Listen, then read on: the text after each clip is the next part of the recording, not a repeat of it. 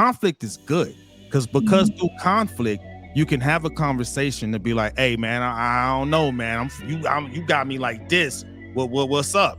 And then game on.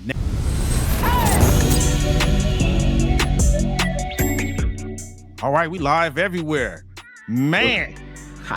What up, world? Facebook, YouTube, Instagram. Welcome to another episode of Technically Speaking, where we are giving you news that you can use. You already know how we do it.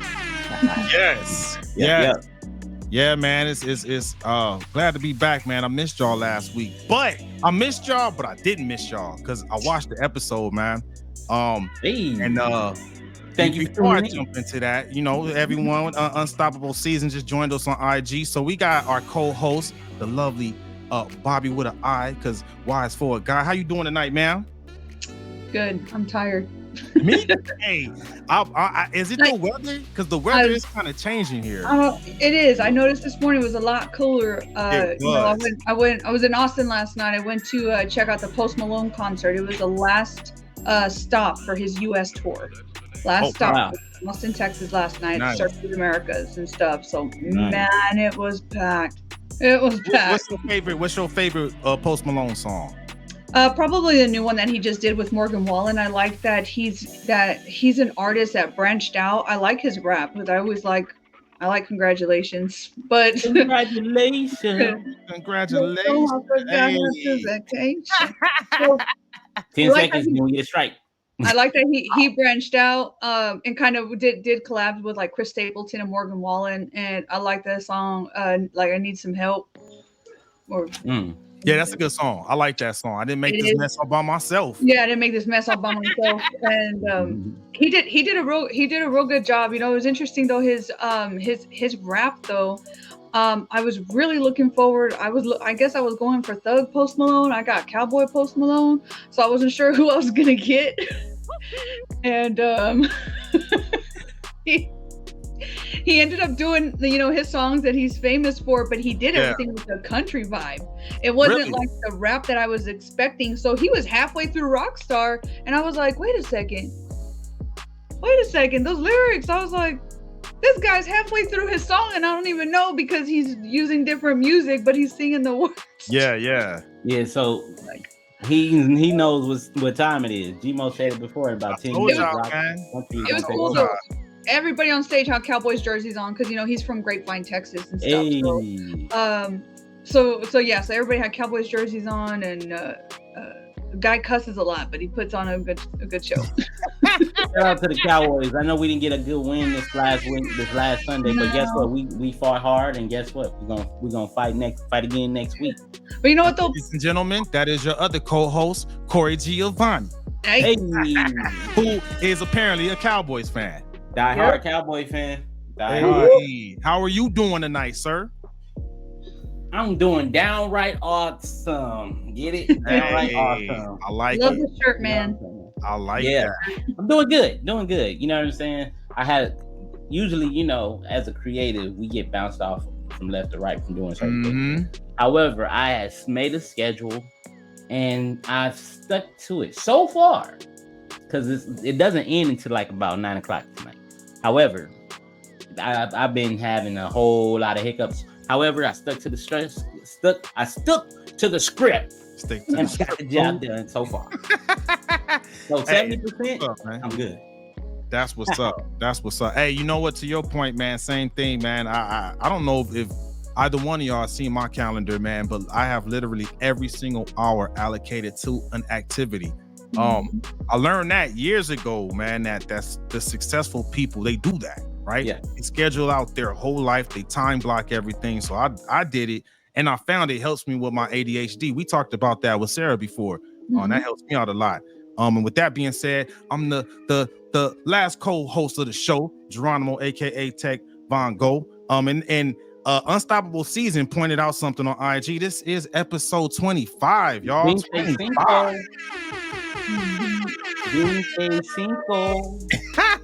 That means our insurance is gonna go down, dog. It's going down, baby. I can rent a car. The episode can rent a car by itself. I'm saying. Officially a young adult. Yo. That's what's up. Yeah, man. You were saying something earlier about Post Malone. Oh, Post Malone. My favorite Post Malone song is Wow. I like that. Wow. Wow. That doom. So I never heard that song, but he sang it last night, and halfway through I was like, "Hey man, I can vibe to this." Yeah, okay.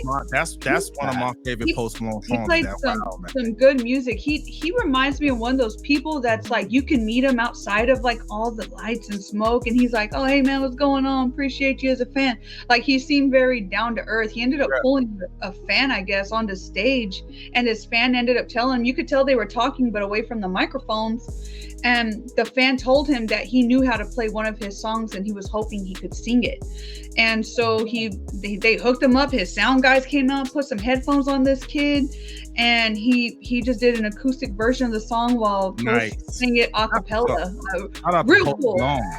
Real cool, man. Shout out to Post Malone. That's what. So you know what? He seems like the type of guy you just go drink with.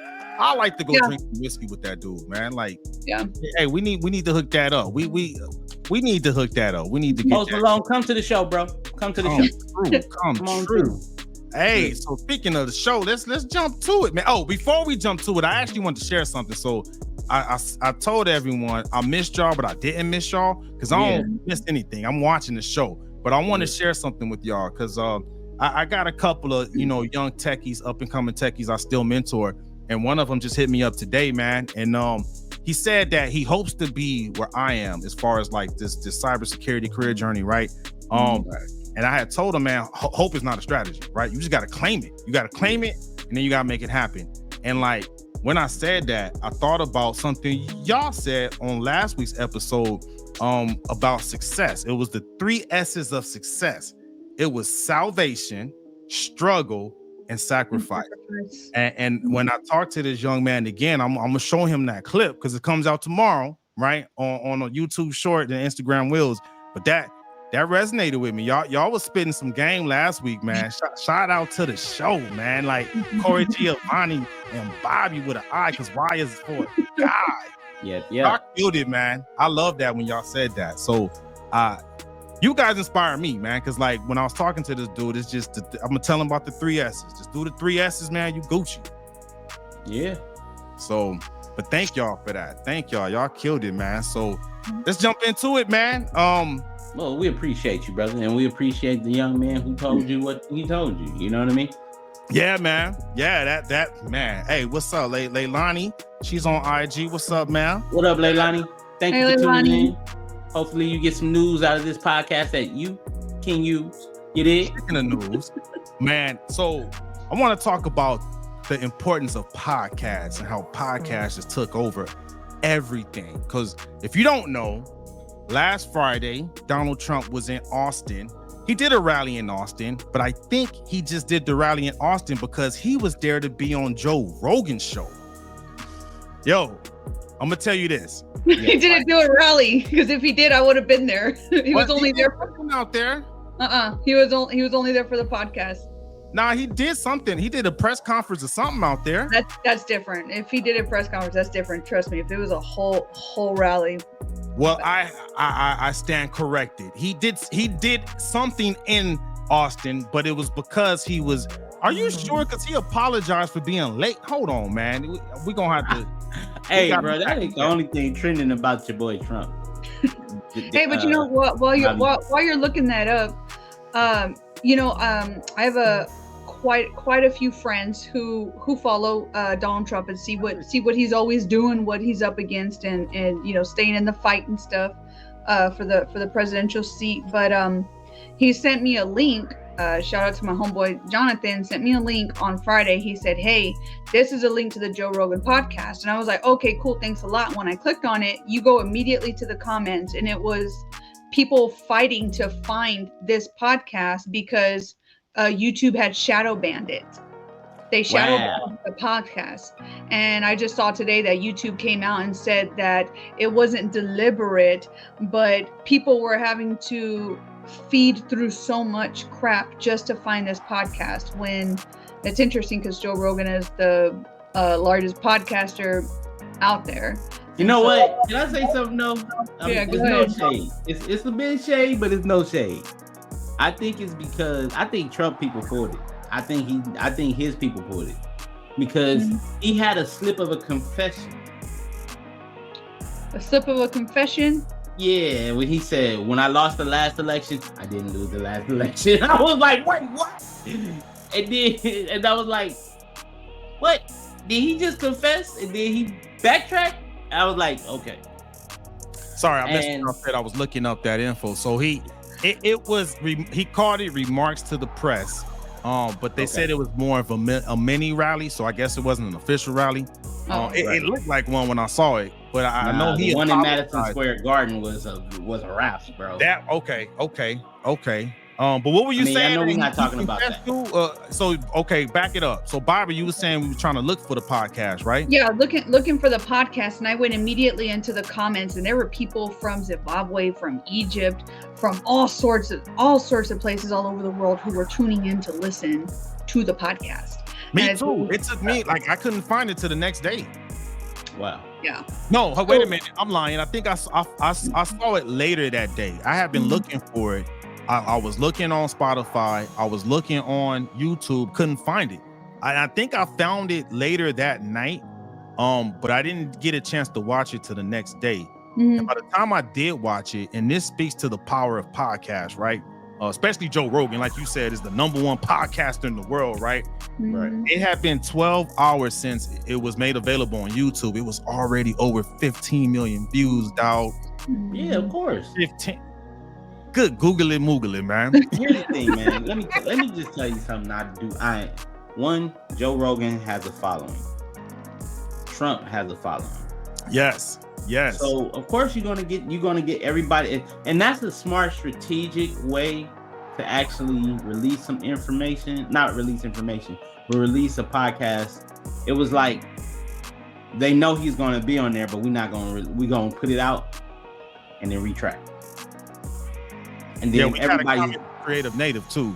Yeah. He said if you're not subscribed to the real, I think what is the real Rogan Experience TRE podcast, the notification it was live. Wow. Maybe it was live, but we couldn't, if we weren't watching it live and got the notification, we had to wait till they made it public. Good point. Hey, thanks for pointing that out. Yeah. But I mean, going forward, anybody that's a good marketing strategy to get everybody know that they're gonna be on, and then they can't find it because it's some exclusive link. Hell, if he had 15 million viewers, be like, hey, join this live for $1. Good point. Hey, I would have paid it. A lot of people would. 15 million people would.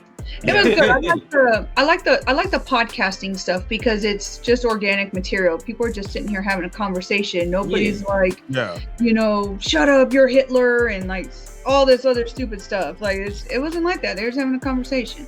Good. Imagine if they could say shit like that. Excuse my language. Imagine if they could say stuff like that. It would be hilarious. But he wasn't sitting there with somebody attacking him the whole time. It was a conversation. I mean, that's how Joe Rogan does. It's just a conversation.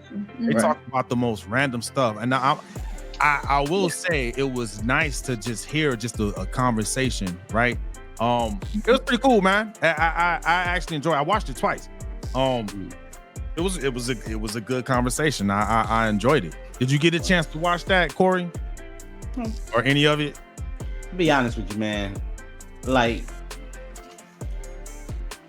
I personally am tired of politics right now. I'm tired of politics. I'm tired of people running. I can't wait till November 6th. So no, not even November 6th, because we ain't there with you, dog. Huh? I'm there with you, but go ahead. I looked online. I was looking on, I think it was Good Morning America, and they were saying how many people are so over politics. And it says 69% people are tired of politics. Yeah, I'm tired of And I'm like, I thought I was the only one, because every time I turn, you know what I'm saying, I see a Harrison Waltz or I see a Trump and Vance, and I'm like, bruh, let's just get through. Let's get through this. I mean, okay. Let's get over with already. Nah, I feel you on that. And I mean, ended up turning off all notifications, and she's actually totally off Facebook right now. She was like, I can't. People are just out there losing their ever-loving minds. Who is this, Bobby? My sister.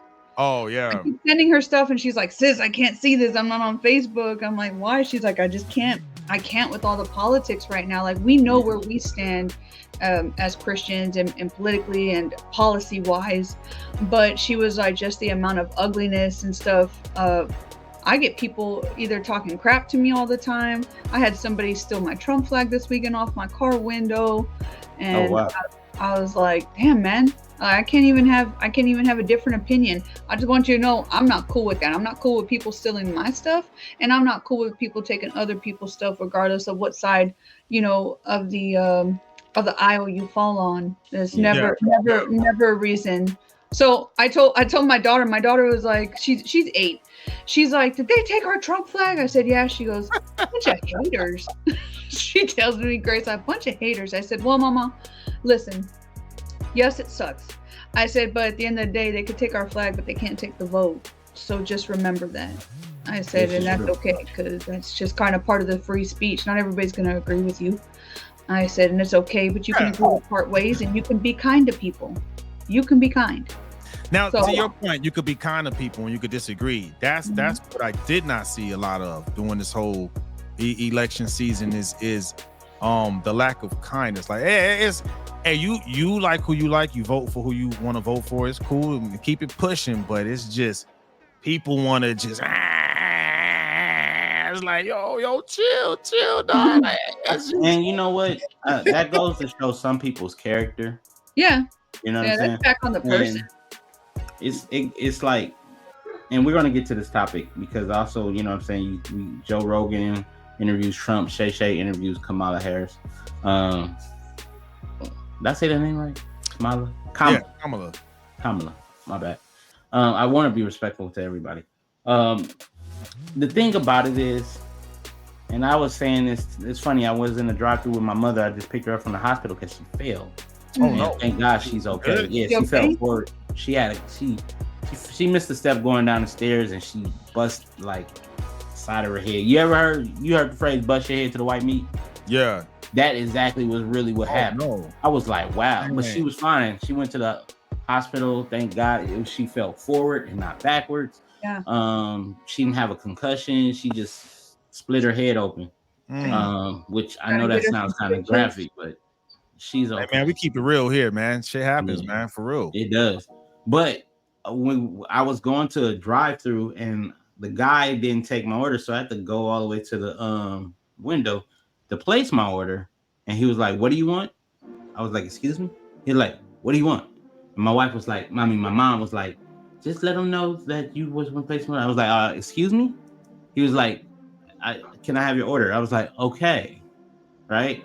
And then I gave him my order, and my mom was like, "Why you were like that?" I said, "Everybody deserves kindness, even me." You know what I'm saying? Yeah. Everybody deserves kindness. Yeah. Because I didn't come at him evil. I could have just peeled off, right?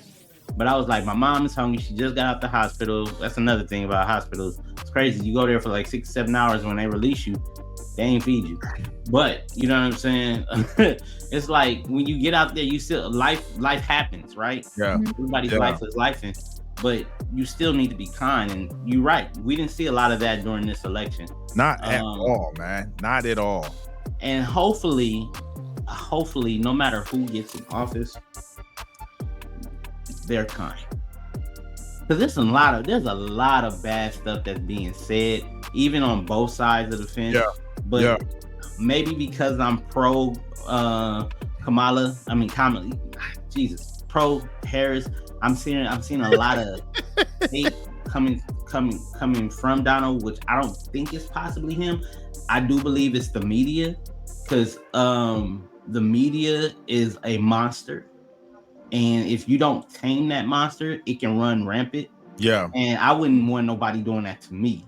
You know what I'm saying? Not at all. Whoever's doing that to him, whether you're for him or against him, he deserves kindness. Mm-hmm. Whether you're for her or you're not, she deserves kindness. Everybody deserves kindness. Mm-hmm. And if we can play by those rules, maybe we can sit down at the table and come to grips and talk about the problems that we have in this country. Yeah. Because I think at the end of the day, some of these people forget that, one, they work for us. We don't work for them. Yeah. And two, Every single one of them are hella out of touch with society. They're not struggling to go and get groceries, to go and kind of penny pinch here and there to make sure we're saving a little extra money we can, because we don't know what's going to happen tomorrow. Right. They're out of touch, you know. And that goes for people that sit in news anchored positions, the media. Every single one of them are out of touch. I'm like, no, and that's the reason why are widely known what y'all make. You know, because we know what y'all make, and that's the reason why podcasts are making such a rise in this industry. In this time. One, you have the freedom of choice to speak what you want to speak, to say what you want to say. And number two, if you can host a good podcast, you get endorsements. But with those endorsements come restrictions, right? But you still have a place where you can be able to be safe and get your words out. And you know what I'm saying? The next presidential election is probably going to come down to a podcast. Because think about it. Everybody who had somebody on their campaign, there was Kid Rock for Donald Trump. There's Beyonce for Kamala Harris. They're trying to tap into the younger generation, right? They had Donald Trump had Amber Rose on there, right? You know what I'm saying? She has a following, so they're trying to make and this goes along with what we're talking about. People are trying to use their level. Connect with their level of influencers or their level of followers to get their point of view made. Because when I saw podcasts pop off, like really pop off, I was like, man, this is the new wave. Period. I was just wondering, like who gonna take it? Who gonna really take it there? Joe Rogan did, but you know what I'm saying. But Shay not too far. Nah, he's not. He's because he literally makes $1 million a minute off of his shows. And based off of his CPMs from YouTube and all their, not just YouTube, but other brand sponsorships, the cognac he drinks, the Nikes he wears, all those things, like those endorsements. Isn't it? Got a comment about the Joe Rogan. Creative Native said that when Joe told Trump, you said some wild shit, and Trump laughed and agreed. Epic. Yeah, you watched it. So basically what he's talking about, there was a part where Trump was talking about how before he started like getting serious with it, media loved him. CNN, I think, is what they were talking about. And then like he was saying like stuff started to turn, and Joe Rogan was saying, yeah, because you said some wild shit. CNN started highlighting it, but it actually did something they didn't think it was gonna do. It actually started making you likable. People started liking you because of the wild shit you were saying. And Trump was like, yeah, you're right. Yeah, in the beginning, they talked about in 2015, he was friends with, the women on The View, and he was friends with Whoopi Goldberg, and he had all these friends. And the moment that or at least it felt right, the moment he came down the escalator in Trump Tower and said he was running for president as the Republican, as a Republican, he said that he had lost, I guess some of the respect and that people had looked at him for. But then he also said too, like he had to take everything with like a comedic attitude. Joe Rogan had mentioned that when he was on debating against Hillary, and she was talking about how that he gets to benefit or something from all the tax loopholes, and he's like, who do you think put all those in place? And he told her something about how she'd be in jail. I don't know if y'all do you remember seeing that? I remember hearing that. No, you gotta go watch the clip, man. It's hilarious. Yeah, it was a mic drop moment for sure. Yeah. He was just quiet, and I remember seeing her like turn her whole body to look at him when he said that. Yeah, he was just coming out like gunslinging, but I mean that's him. You know what I mean? Like, let's look at it like this. Yeah, back then Trump was an entertainer, right? He was on a reality show. Nobody would assume for him to run for president, right? Yeah. but he did. Nobody assumed that he would win, yet he did. You know what I'm saying? So it's, I mean, he has to be likable some places. Like even before he even was into politics, the black hip hop community loved him. They was like Russell Simmons and him, T.I., hell, Steve Harvey was taking pictures with him. You know what I'm saying? Mm-hmm. I think feel a lot of what happened was when it came out to the Proud Boy situation and people started seeing some stuff that was like, hey, that ain't cool. And when you hear to stand back and stand by, then they started looking at other situations like, yo, yeah, you're not doing anything about this. And then you said they're both from, you know what I'm saying? Agree. I heard the full clip of the part where everybody was taken out. You know what I'm saying? These are fine people on both sides. There's a lot of things that were clipped out that was said that made him look like a villain. But he said, except for the white supremacists, they should be totally condemned. Right. But so and that was pieces that of was the clip. That was clipped out. And I think honestly, because I'm not defending him because I don't know him. I don't know Kamala Harris either. But what I do know is if you're gonna go ahead and do something, you should get a fair shot at it. Not just already have somebody discounting your character unless you gave them reason to, right? You know what I'm saying? That's why when like I was on the radio show I was on back then, shout out to the Social Hour, we were like, you know what I'm saying? Trump gonna run for office? We may get rich because he rich, right? So we were all thinking about the money play. I don't think that ever crossed my mind, man. You'd be surprised. Oh, it crossed mine. Because again, at that time, I wasn't following politics at all. The only thing I was like, as an entrepreneur, right, with the side hustles we have, we gonna get some good tax write-offs. That's the first thing I thought. I'm like, oh yeah, that boy gonna get us some good tax write-offs. That was my initial thought. Yeah, and then we all know what Hillary did to the black community. She and Bill was heavily involved in the 3 strikes rule in LA. I mean, not LA, in California. So we was like, hell nah. We wasn't really feeling her. But then we started seeing a lot of stuff that the media started. Maybe it was propaganda. Maybe it was smear campaigns. I was like, this is ridiculous. It was almost like the same feeling I felt, honestly, low key, before Kamala Harris ran for president. I was like, this shit is ridiculous. We thinking lesser to evil situation, but then it was like, you know what? Everybody deserves their fair shake. Let's remove what we're being fed and let's talk and speak about what we know. You really got to do your due diligence, you know, because unfortunately the media, I've said this before on this podcast. I've said this before. The media is the biggest enemy of the American people. You have your due diligence and go and research. Don't take and get spoon-fed this crap from any media outlet. But let me just say this. Seek those. The January 6th situation, that right there was massive. Do you know anybody, Corey, who was involved in January 6th? Do I know any? The whole nation was. But no, man. No. You mean like personally? Like people that were there. Do you have friends who were involved in that and who saw stuff firsthand? Okay. No, but I saw it on the news. I watched it live as it happened. Not clip bites, not any of that.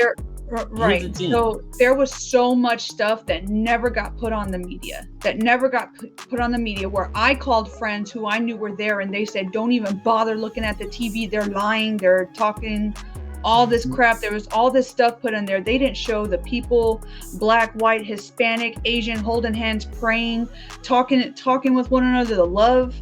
And like none of that was ever shown. But they only showed these crazy people. But this is what I'm talking about. I'm not talking about that. I'm talking about how our country looked. Yeah, we look bad. We look bad. Another nation. We look bad. We look extremely bad to another nation. We look like we didn't have our shit together. If you know what I mean. We did not look like a unified country. We did not look like the United States of America. We did not look like a strong country. If we're supposed to be the most powerful country, that should not have happened. It should not have happened, and it should not got out to media because there was other people in other countries who saw that. So, yeah, and you're right though. It should have never happened. There was Donald Trump knew that he felt like something was going to go down, and he told Pelosi that we need to bring in the National Guard, and she already said like, no, we're not doing none of that. And there's some parts where it's like you're not working together with the candidates to try to prevent something from happening whenever you go. I don't think they brought that up on the Joe Rogan interview, did they? I don't think they talked about that. No, but I heard that. I heard that he reached out to Nancy Pelosi. She told him no. Yeah, she told him no, that she would not provide any additional extra security. And so it's like, well, you're kind of setting up, setting the tone. You want to preach peace over here, but yet you're like, no, deal with it your own self type of attitude. Yeah. So I mean, at the end of the day, I think we all can agree that it just made us look bad. Right, wrong, or indifferent. The reason why I think the reason why it doesn't matter is the fact that it happened. It happened. Yeah. You know what I mean? Like, let's get back to that Joe Rogan interview though. So what are some other highlights from that interview, Bobby, that you can share? He talked about, because they were just having a conversation. He talked about the first time he had went into the White House before he was going to get escorted, I guess, to the presidential headquarters. He talked about wanting to go to the Lincoln room, the Lincoln bedroom to go. Yeah, he did talk about that Lincoln room. Yeah. So he was talking about how Barron, his son, he's 6'9". I had no idea that kid was that tall. Tall and dude. stuff. And so I think he had said that Lincoln was like 6'4", 6'6". Lincoln was very tall. And so they had to make a special elongated bed just for him. And so they think Trump said that that's the first thing that he wanted to do was go and see the Lincoln room. Yeah, that was pretty cool. And kind of stand in that history for just a second, which I thought was cool. I've never heard him talk about that before. Nah, that was different. Yeah, getting to talk about, and I can kind of see it, especially too, because Joe brought up pictures of it and stuff, and he talked about like the pictures that were inside of it, that Abraham Lincoln had lost his son or something, and that they had like little pictures of him in there and stuff, and it was just very almost you're standing in a piece of history, and so it was almost in awe at that and stuff, and I was like, that's pretty cool. That was cool. And he was talking about how there was a passage that was written into the headboard with the image carved in of his son, Lincoln's son that he lost, right? I think his name was Tim something. Lincoln, I think, was the son that he lost. Like that was pretty cool for him to break that down. And I like the question that Joe Rogan asked. He asked him, like, how did it feel? Like, how did it feel? Like your first day there, like, man, you're in there, you're president now. Like, what did that feel like? And Trump said it was surreal. He said that even when he got shot, he didn't feel like it was surreal when he got shot. He was like, I knew what was happening, I knew where I was hit, but that first day being in there was like, I could have never imagined it. And he was talking about the surrealness of it. And that's when he went into the Lincoln room, right? Talking about it. He was like, look, man, I sell luxury. That's my business. And he was like, but even I've never seen anything like this. And the way he was describing it, I was like, damn. I was like, that's if you can impress Trump, like, you doing it. So shout out to the people that maintain and upkeep the White House, man. Because that's a whole job. You take groups of people who I don't want to say sacrifice, but they give up a lot of their time to work there for the upkeep of the White House. So it was a pretty good interview, man. There was a couple of things that stood out. I learned something, right? Because we've said it a couple of times before on this show, where we always ask, why don't politicians just answer the question? Whatever question it is, we rarely get a yes or a no, and then an explanation of what it is, right? And they talked about that, and I learned the term. Donald Trump called it the weave. And I was the weave. Bob and weave. Bobbing and weaving. And it's funny because Trump had talked about it, then he started doing it. And then it was a couple of times that Joe Rogan had to will him in. He was like, okay, let's bring it back. Let's stop the weave and let's come back. Yeah. But that's I don't know if that's the official term, right? But that's it. Because Trump explained it. He was like, yeah, because he was even saying that when I do the weave, I eventually come back. Other people, they'll do the weave and end up in the wild or something. That was pretty interesting that he broke that down. But now I understand what that is. Say what? No, as somebody who just likes to hear the meat and potatoes of everything, which I think most of us do. Like, hey, don't give me another. Get to the point. Don't give me no side crap. It's yes or no, and if it is yes, why yes, and if it's no, why no. That's it. Hey man, one thing I hate is when people answer a question with a question. I hate that. And that's the number one pet peeve I got this whole election season. So like, and I'm calling both sides out, the Kamala supporters, the Trump supporters, all of them. Because remember, I'm an independent. I'm not really a supporter of anybody. I'm just looking at what you gonna do for me, damn it. Because let's keep it trill 100. Politics is quid pro quo. You gotta offer me something compelling that's gonna get my vote. You know what I mean? Right. Straight up. There's no ifs, ands, or buts about it. I gotta like what you're selling in order for you to get my vote. That's it, right? Yeah.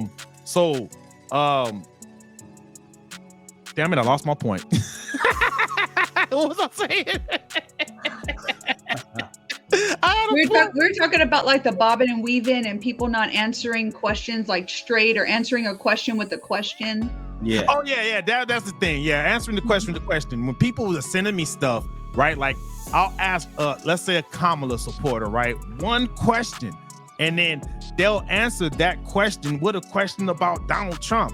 I'm like, why are we talking about Donald Trump? I asked you a question specifically about Kamala and her campaign. Like, what does anything have to do with that? Or on the Trump side, if I ask a question specifically about Trump, they'll just go on this whole journey. Well, why does the media do this? And I'm like, what does that have to do with my question? I asked you this about Trump. Well, real talk, man. You know what I'm saying? I think honestly, like you said, they bobbing and weaving because they know that they're not pushing for their core fans. Yeah, they're doing a matrix. They're not pushing for the core fans. They're pushing for those the swing states and the people, the crew that's undecided. Right? They're pushing for those. So they want to make sure that they are appealing to them. Me personally, had I been in politics, I've been a straight shooter. I'd be like, I'm gonna tell you right now, this is this and that and that. Red is red and blue is blue. I understand for the reason for the weaving, so they can be able to say like, I didn't say that. I made mention around woo woo woo. Good point. No. Yeah, good point. And you know what I'm saying? We should be grown enough and civil enough to be like, you know what? This is what it is. That's it. Yeah. I mean, here's the thing. It'll be bad for television, but it'd be good for the candidate. Good point. Because then now we kind of like, just tell me what it is, man. Yeah. And speaking of telling what it is, switching gears to the Shay interview, I got to rush in to watch it. I got a chance to watch the whole interview because it was only like an hour. The Joe Rogan one was like 3 hours. And again, I watched it twice just because I want to, before we talk about stuff, I want to know. And I was the undecided, right? Being an independent. So I was taking in as much as I could from both sides to try to figure out, okay, which way am I going, right?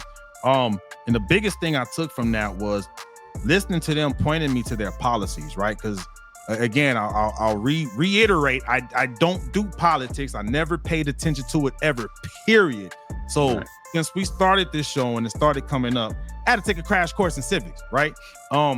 And my reference point had to be policy, right? So I would hear something from either side. I'm like, okay, let me go read the policy and see what that says. Both sides, right? So fast forward to Shay, right? Just like Joe Rogan kind of was a different taste of a conversation with Trump, Shay's was the same thing, his version for Kamala, because he was asking some real questions, man. The one question that stood out to me was he asked about her mom. He was asking, hey, you know, you lost your mom, explain that. And she was talking about how she lost her mom to cancer and how that whole journey was and everything she went through. I never heard any of that before. You know what I'm saying? And he went even deeper and was asking, how did that make you feel? Like, what did you have to do? Like, explain it all. And she was talking about how the struggles she went through, taking care of her, having to cook with her. It was I hate that happened to her, you know what I'm saying? But people connect through vulnerability, you know what I'm saying? And it allowed me to kind of see a different side. I'm like, you're human, you know what I mean? Yeah. Like, I never knew that. Like, I know her mom is not with us, but I never knew why. So that was, and I think that's something that regular people could connect to. You know what I'm saying? We get people, family that get sick. We got to take care of our families, our elders, and stuff like that. Kudos to Shay for asking that line of questioning. Right. You know what I'm saying? To where it's where Joe Rogan was having that kind of like humanization type of questioning for Trump. Shay was doing his version of that for Kamala. So like kudos to both of them for that. Because I'm always watching the prime podcasters and I'm taking notes like, oh, okay. Right. Okay. So he did a real good job getting that type of info out of her. If y'all didn't get a chance to watch it, y'all gotta watch. It's a good interview. I mean, of course, she goes into her journey where Trump will start just rambling about random stuff.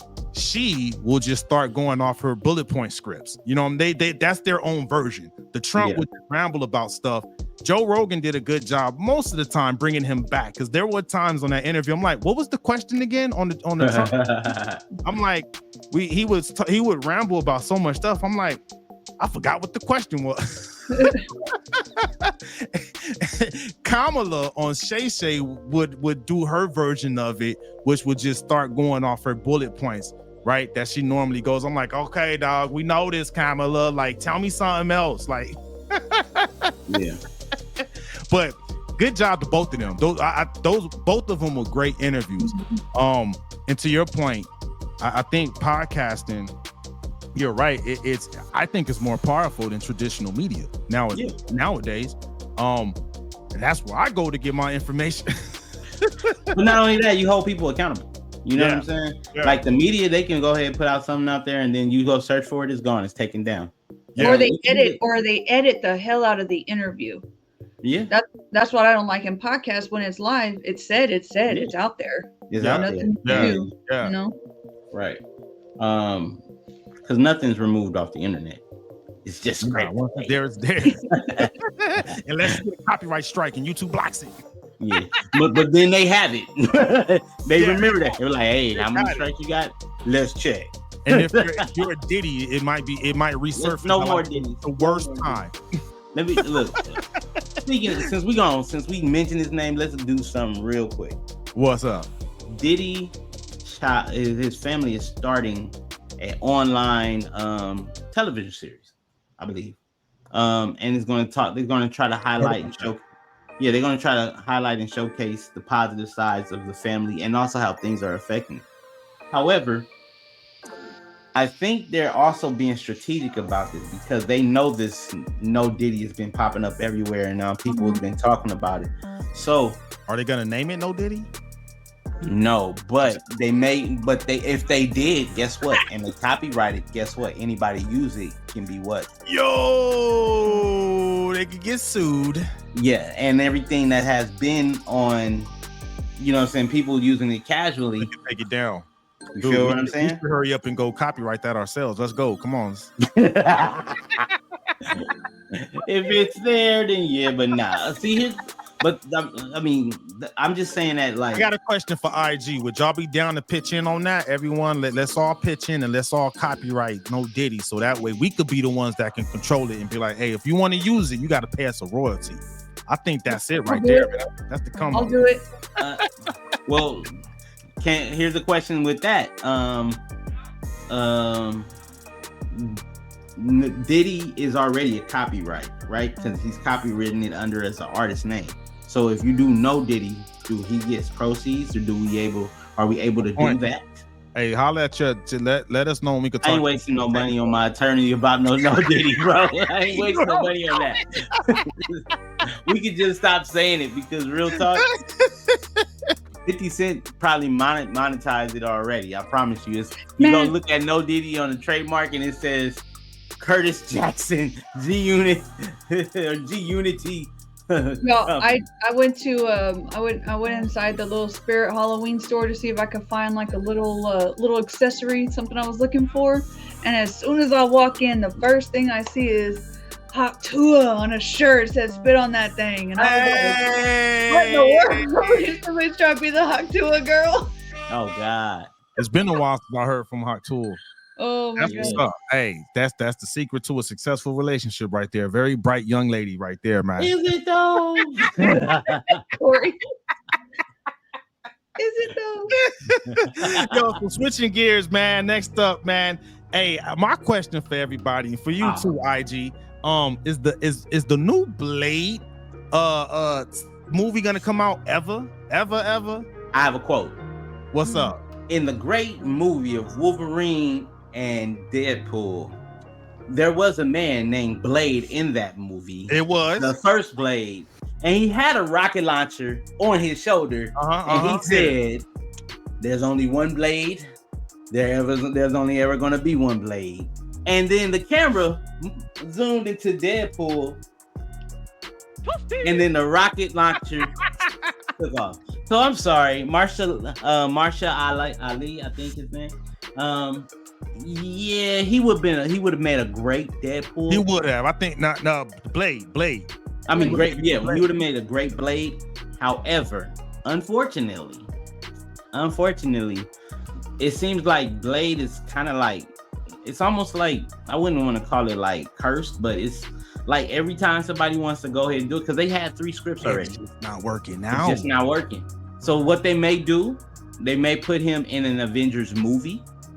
You know what I'm saying? Because they're not making another Eternals movie. That movie crashed. Yeah, Marvel, you should. We all had to see. We had to go to the movie theaters, fearing that we're gonna catch COVID, to see that long, boring movie, and then it came back on Disney Plus. 2 hours of my life back, man. Bruh, I was like, Marvel, you couldn't. This is the first time I was disappointed at Marvel. Doo-doo. Like, so they may spin him in with some other movies with the Eternals, because not the one of the characters in that movie is tied to the Blade. Yeah. Was it Black Knight? Black Knight, I think. Yeah. We got a comment from Creative Native about will we get the new Blade movie? He said, "Hope not. There's only one Blade. There's only one Blade. There's only gonna ever be one Blade." and I'm there with both of y'all, man. Just bring Wesley Snipes back, man. Just bring him back. Just bring him back, man. He already proved he could do it, because he killed it. He killed it. And man, his stunt double was on point. He fit that role perfectly. Walk out, man. I was like, is it? Yo, bruh. I was in the theaters. I was like, yeah, Blade. We got Wesley in the movie. Yeah, man. I was hyped. I was hyped too, man. Just bring Wesley back. That's the answer to that. What were you saying, Bobby? Nothing. He played the role well. He killed it. He killed it. He really did. And you know what they said? I watched this guy on YouTube. I can't think of his channel now, but so I won't say it. But they were talking about how Blade is the oldest Marvel character in the MCU. He said everything in motion. He was the first MCU franchise. I remember someone said that a while ago. I'm like, damn, I never put that together. Yeah, they're right. Like his character in his movie is what proved it could be done. Yes. You know what I mean? Done right. Like, it wasn't like, I totally forgot Blade was a Marvel character because of the fact that it was just so good of a movie. I just thought it was like a vampire movie. Right. When I used to read the Midnight Suns comic books, completely. See, I didn't even know nothing about Midnight Suns. Midnight Suns, dude, that was like they were the ones that did like all of the like the vampire werewolf type stuff. You know what I mean? Nice. That was them. It was you had Morpheus. It was Morpheus, Blade, and who else? I think Ghost Rider. Based off of what I was reading, Ghost Rider. Yeah. Bring Blade back. I'll leave it at that. Yeah, BBB. My man said BBB. There you bring Blade back. There you go. Wesley Snipes. So switching gears, we going into the make it make sense, and you're gonna have to drive us on this one, Bobby. Yes. Get you some coffee or something, because I feel you, girl. Sorry, y'all. So I'm here. Make it make sense. The name of the episode and this topic right here is meeting in the ladies' room.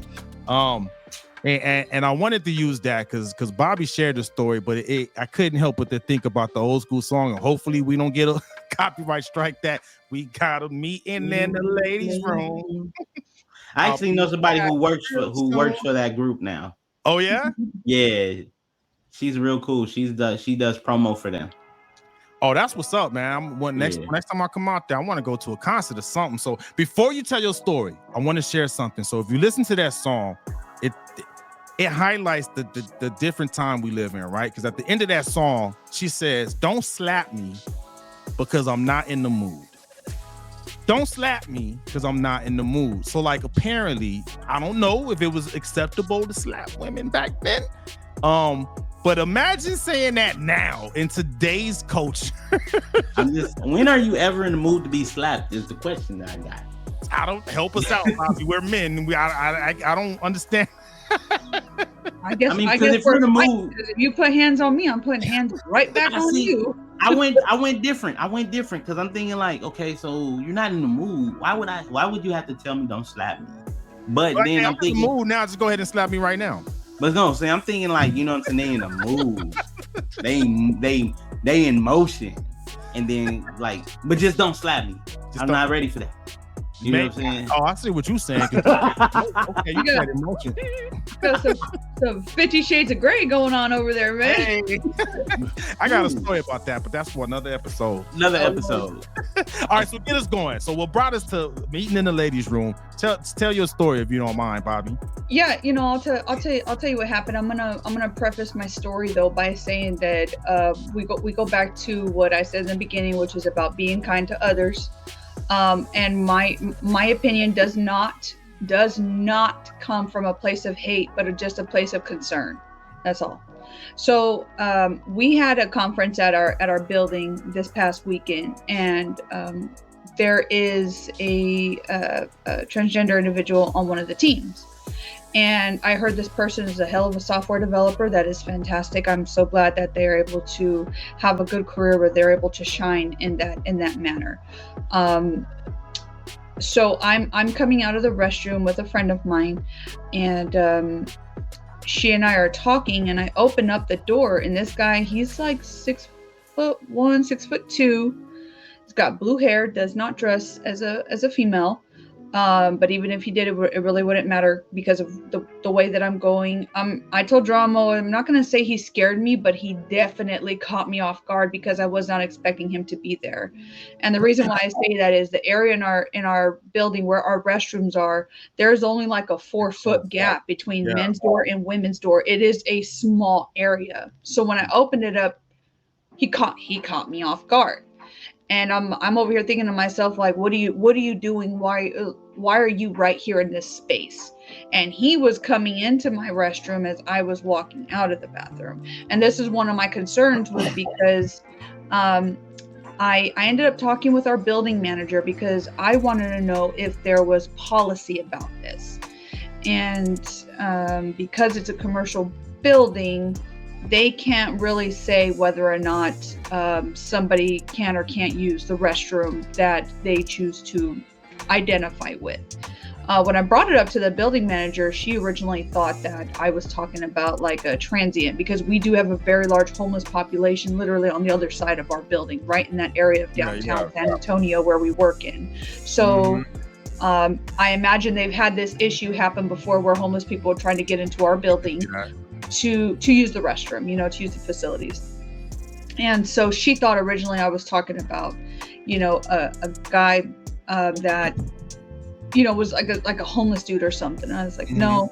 And then she kind of closes her laptop and she tells me, come with me to point him out. I said, no, you're not about to pull me in there. I'm not trying to lose my job. I'm just telling you, I'm concerned about this small space and the area that I'm using the restroom in, and though I don't have anything against grown folks who feel the way that they feel on the inside or whatever, but that doesn't matter. What matters is what happens in that space. When I go into a restroom, I should never feel like some dude's gonna come in there, and that's what I'm saying. How do we address that? And I came to Geronimo because he's my confidant, and I can come to him, and I know that I can tell him, hey, this is my train of thought. Let's talk about this. Let's make it make sense, because how are you gonna address a concern if let's say there's hypothetically there's 9 million women in the United States, and there's 1,700 men that identify as a woman. How do we address the concern of the 9 million women that don't want the 1,700 in their spaces? You know, how do we address that without making waves? You know, and without anybody trying to say you're transphobic, because I hate that word, because phobic is meaning a phobia, a fear of, and it's not a fear of. You know what I mean? But there are issues, and you know, we're living in a culture where it's like, oh, just shut up and deal with it, and I'm not okay with that. I think that you gotta create the waves, because without no waves you can't surf. And I'm done. I'm just kidding. Okay, Mr. Barr, he just came up without no waves. You can't surf. Okay. Absolutely. Big question mark looms over there. No, seriously, because I think it's we gotta have those conversations, man, because you never know. You know what I'm saying? And I'll start with this. So y'all don't know this yet, but we have a guest coming pretty soon. He has a book coming out that talks about his journey. He was born hermaphrodite, had both, right? So at the age of 5, his parents chose for him to be a girl. But his whole life, he identified and felt like a man, a boy, right? So he went through the process to reverse that. And he has a book coming out. And I talked to him a few weeks ago. And his publication company that he's with is actually lining him up with all like the primetime shows, but he did agree to come here first. And I was like, hell yeah, let's get you before the price goes up. So he's gonna come on here to share that journey and promote the book, right? And I brought that up because when I first met him, he was her, right? He was her. And someone that was my sis became my bro. Very unique journey, right? And he shared with me sometimes that he kind of clashes with the trans community, because what's happened to him is some people in the trans community has kind of stolen his journey and used it as their own, but it's a completely different journey. You know what I'm saying? Completely different. It's not the same. You know what I mean? Like when you had both and your parents chose, but then you didn't get to choose, but now you want to go back. You know what I'm saying? And I say that to say is you got to have the conversations and maybe be like, hey, what's going on here? Like, do you know? Are you lost? And yeah. I said earlier, like we connect as human beings through vulnerability, to where we don't know. Maybe that person is like my friend who went through that journey of, hey, I'm just wearing this for now. I might be transitioning back. You know what I'm saying? That could be something, but you will never know if the conversation is not had, to where it will create waves to start that conversation, but no one would know. Because I remember when he told me originally what he was about to do, and I was like, that's what's up. So basically I got a sis, but you about to be my bro. And the first question she at the time asked, well, you cool with that? You still gonna be my friend? I'm like, yo, you my peoples. Like, you've been nothing but genuine and good to me this whole time. I don't care what you are, you know what I'm saying? As long as you good to me, you my peoples. I just, and it took me a while to get used to. I would have to correct myself because I would always say, my fault, hey bro, you know what I mean? Like, but you don't know someone else's journey without having that conversation. You know what I'm saying? And so this brought up one of the key things that I was telling Gmo when I was talking to him about, that is, in these situations, there are obviously full-grown men who don't dress like women, who feel like a woman, and they go into women's spaces not knowing that they're probably triggering past sexual trauma perpetrated on them by men in these small spaces. You know what I mean? Like, just the amount of women who have been sexually assaulted. You know, I've talked about this before. I talked to you about this. I have PTSD with MST, that's military sexual trauma. So I do not like males in my spaces. Only male that's allowed in my space is my husband, and that is it. That is it. Yeah. You know, and anybody else, like, I think this is a no-go. And I talked about this with another friend of mine. He said he called it the fence conclusion. Why everybody's trying to figure out what side of the fence they're on without questioning why there's a fence to begin with. And these are the original boundaries. These boundaries are set in place to keep people safe. Yeah. Feel how you feel. However, because you have a dick, you need to go over here. Because you have a vagina, you need to step over here. And we keep these things separated for the safety and for the peace of everybody there. But now there's people be like, no, screw that. You need to shut up. You need to deal with what I feel like, and F you and your sexual trauma. I'm going to stomp all over this place. And there been people like that. That's why I'm like, oh, is that what we're doing? Now, anyone that just excuses the trauma, wrong on them, right? And at the same, so I mean, sorry for what you went through, first and foremost, right? No one should have to go through that at all. So that's not excusable, especially if it happened in the military, right? So shame on them, because you're serving our country to keep Americans safe. You should be able to feel safe as you're doing that. You know what I mean? Exactly. And I will also follow that up with, again, we connect through vulnerability. I don't think we can assume anyone knows anyone else's trauma, right? Yeah. Nobody's out there, you know, talking about it openly with random people. Yeah, and so, like, I mean, because I'm sure we all here and everyone on IG may have their own set of triggers, right? But I can't be assumed to know anyone else's trigger at all. I might trigger you and didn't even know it. But if we don't have a conversation about it, I don't know that's a trigger. You know, and that's why I started out with, you got to create waves, man. Sometimes conflict is good because through conflict, you can have a conversation to be like, hey, man, I don't know, man. You got me like this. What's up? And then game on. Now we can have a conversation of, hey, you know, I don't want to put this out there. There might be something going on. Maybe I'm in transition, different versions of transition, to be like, I don't mean to trigger you like that, but this is what's going on with me. You know what I'm saying? Simple conversation. It's tough to start that conversation, I think, because I think we've gotten to that point that you were talking about through different type of fences to where no one wants to talk these days. Like, what you think, Corey? I think the problem is people don't want to talk because they don't know what to say, or they don't want to be offensive and fear of being canceled. Yeah, but I do. Or in my case, losing my job. Yeah, like, no, that's how extreme. do I correctly bring this up? You know, how do we address that without me, you know, feeling that there's a fear of, you know, reprisal? You know, do you guys have like an anonymous? Those things hardly work, but I mean, something that you can keep track of, a track record of the things you've done. So in the event, if you do have some type of job at risk situation, you can say, hey, I followed this protocol that the company put in place. I followed these guidelines. I was morally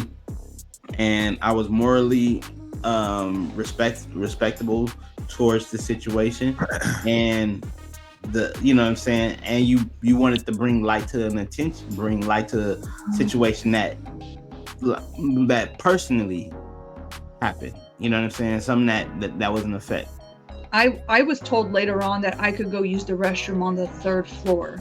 Mind you, I already have to walk a ways to get to the restroom to begin with, but then to hear that I can use the restroom on the 3rd floor, meaning I'll have to wait additional time to get up the elevator or go up the stairs just to go and find the restroom in a part of the building I've never been in. I was like, right. I don't know if I can get on board with that. I thought I asked it, but maybe I didn't. So again, going back to the creating the waves, simple. Hey, what's going on? Did that happen? Like with that person, right, to say, hey, what are you doing here?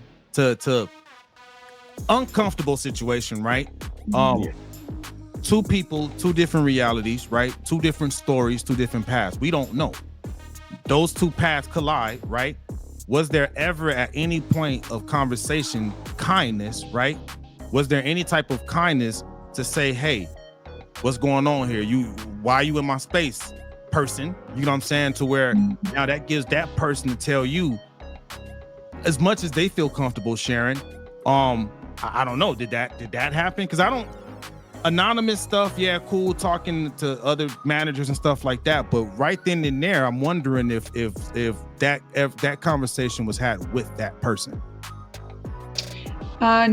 No, because I was going out and they were coming in, and I don't think that was probably the right moment, especially too. Like, I think that I wasn't in the right headspace. I want to make sure that if I come across with a sensitive topic like this, that it comes across in a way that seems to be understanding and out of concern, not out of hate. However, no matter which way you slice and dice that, no matter which way you may sound, your tone can be very sweet, and they would be like, take it completely different because I'm not in agreement. Or they'll think that, like, I'm not in agreement with the lifestyle, and I'm like, no, it's not that. It's just when it kind of bleeds over into my area, this is the only time I have a problem with it. Yeah. Other than that, you do you. You do you. It doesn't affect me until it does. Yeah. And because I think that's it right there. I mean, I think we just need to get better at having those tough conversations. You know what I mean? Because at this point, there's still no understanding. From what I'm seeing through either side of the fence, you know what I'm saying? Unfortunately, because I learned that this through my journey and going through therapy and stuff like that is if I don't know there's a problem, I can't fix it. You know what I mean? And oftentimes there's a misunderstanding. Most of the time it's a misunderstanding to where maybe that person just doesn't know your background and what you've had to deal with to be like, oh, I'm sorry, I didn't know I triggered you. But this is what I'm going through. You know what I'm saying? And this person may have their own set of trauma. And I could tell you, my friend that's going to come on the show, his name is Zante. Shout out to Zante. He's had, his set of traumas that he's went through and being picked on and stuff like that.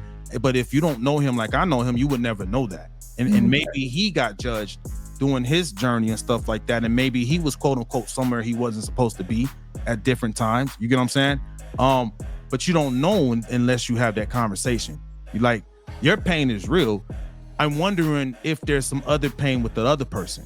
You know what I'm saying? Right. To where it takes a conversation. And it could just be to the side. You had time to cool down, calm down, you know what I'm saying? To be like, hey, can we talk? Just a straight up human to human.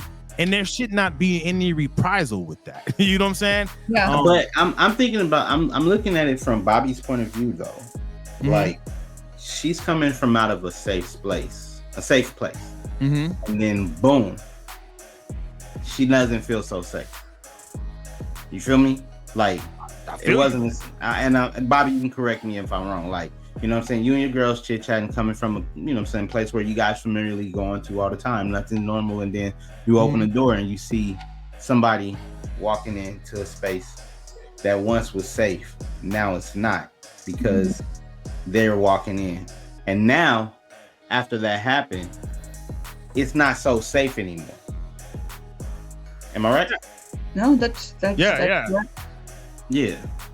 And again, I go back to the reason why is it not safe, right? It is perception, right? Perception is reality, and everyone has their own reality.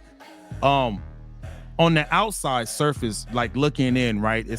Maybe it felt unsafe because maybe you saw a man going into somewhere a man is not supposed to go, right? Is that kind of safe to say? Yes. Yeah, right. But I feel like, I don't know, maybe that's common sense to me, but obviously that's not a common thing now. We live in strange times, man. Like I told y'all before, I like to get weird. I got weird friends, you know what I mean? And that's, again, I'll go back to the story of Zante, who maybe have been in a similar situation like that before he reversed the process, right? Maybe that happened to him. Maybe he when she was a she, may have went to the men's restroom because that's what he identified as, and maybe that set off some alarms with someone not knowing what he was going through. You know what I'm saying? So again, you don't know what someone else is going through unless you ask. Yes, I get it. The whole common sense thing, right? It's only common if we're on the same page. You know what I'm saying? But we don't get a chance to get on the same page unless we have a conversation. Like, so, go ahead. I've also told everybody, y'all know that I'm a girl mom.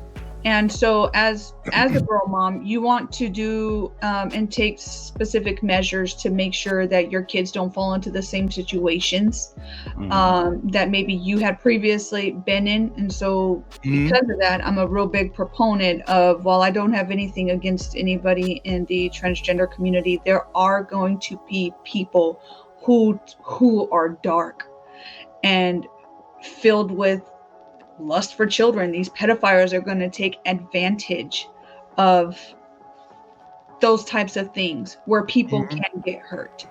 And I'm not here to wait until that happens, because by then it's too late.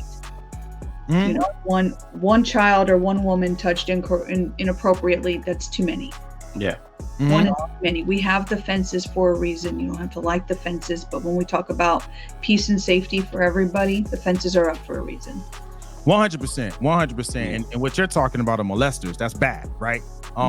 Like I said, we got to create ways. Let's just call it what it is. What you're talking about are molesters and predators. People call them MAPS. My sister works in the JAG office. She's a paralegal, and she says, okay.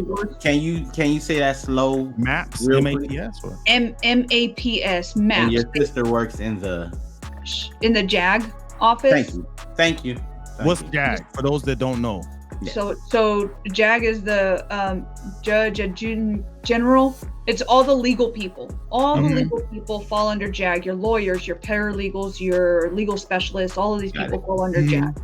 So my sister, because she's a paralegal, had to go through special training where they talked about these people called MAPs. They are minor attracted persons. These are pedophiles, and they are being given a legal name because I'm not mistaken. Corey, correct me if I'm wrong.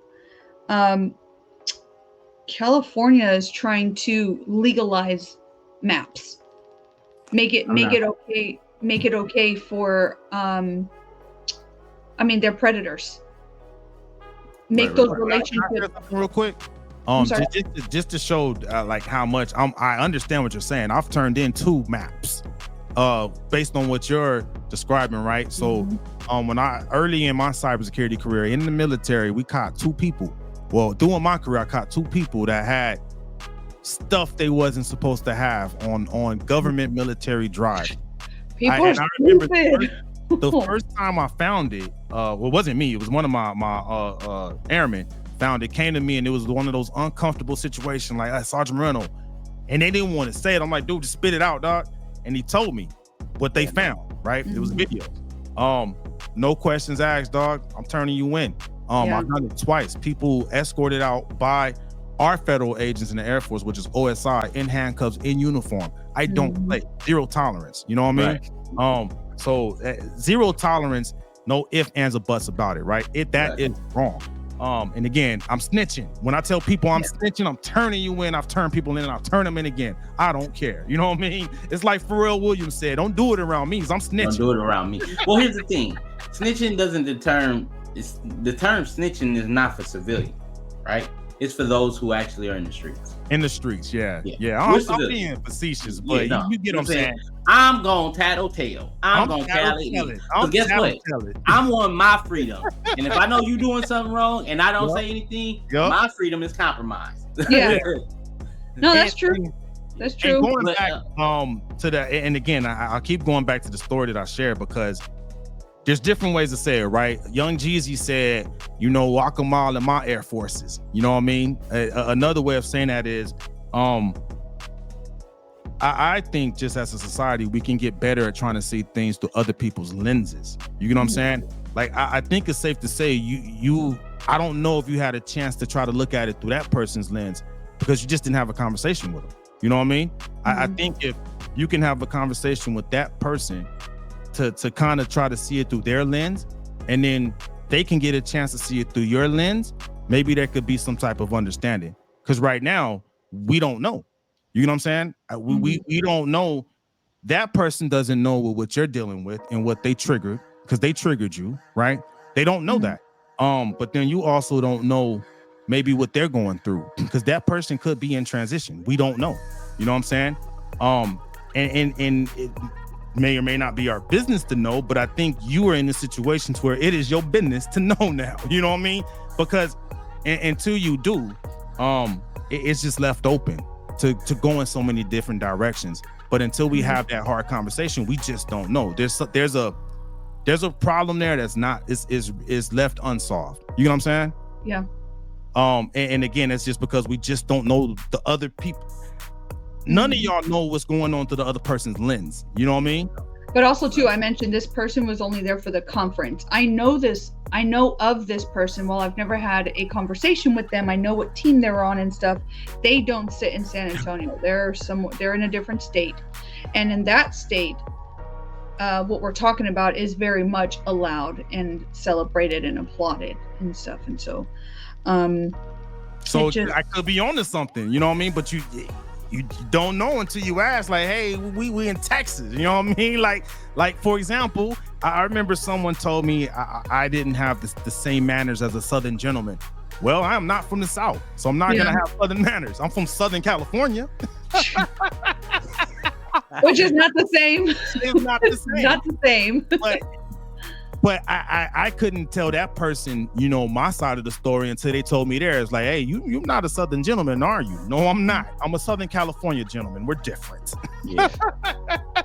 we played outside in the dark. There you go.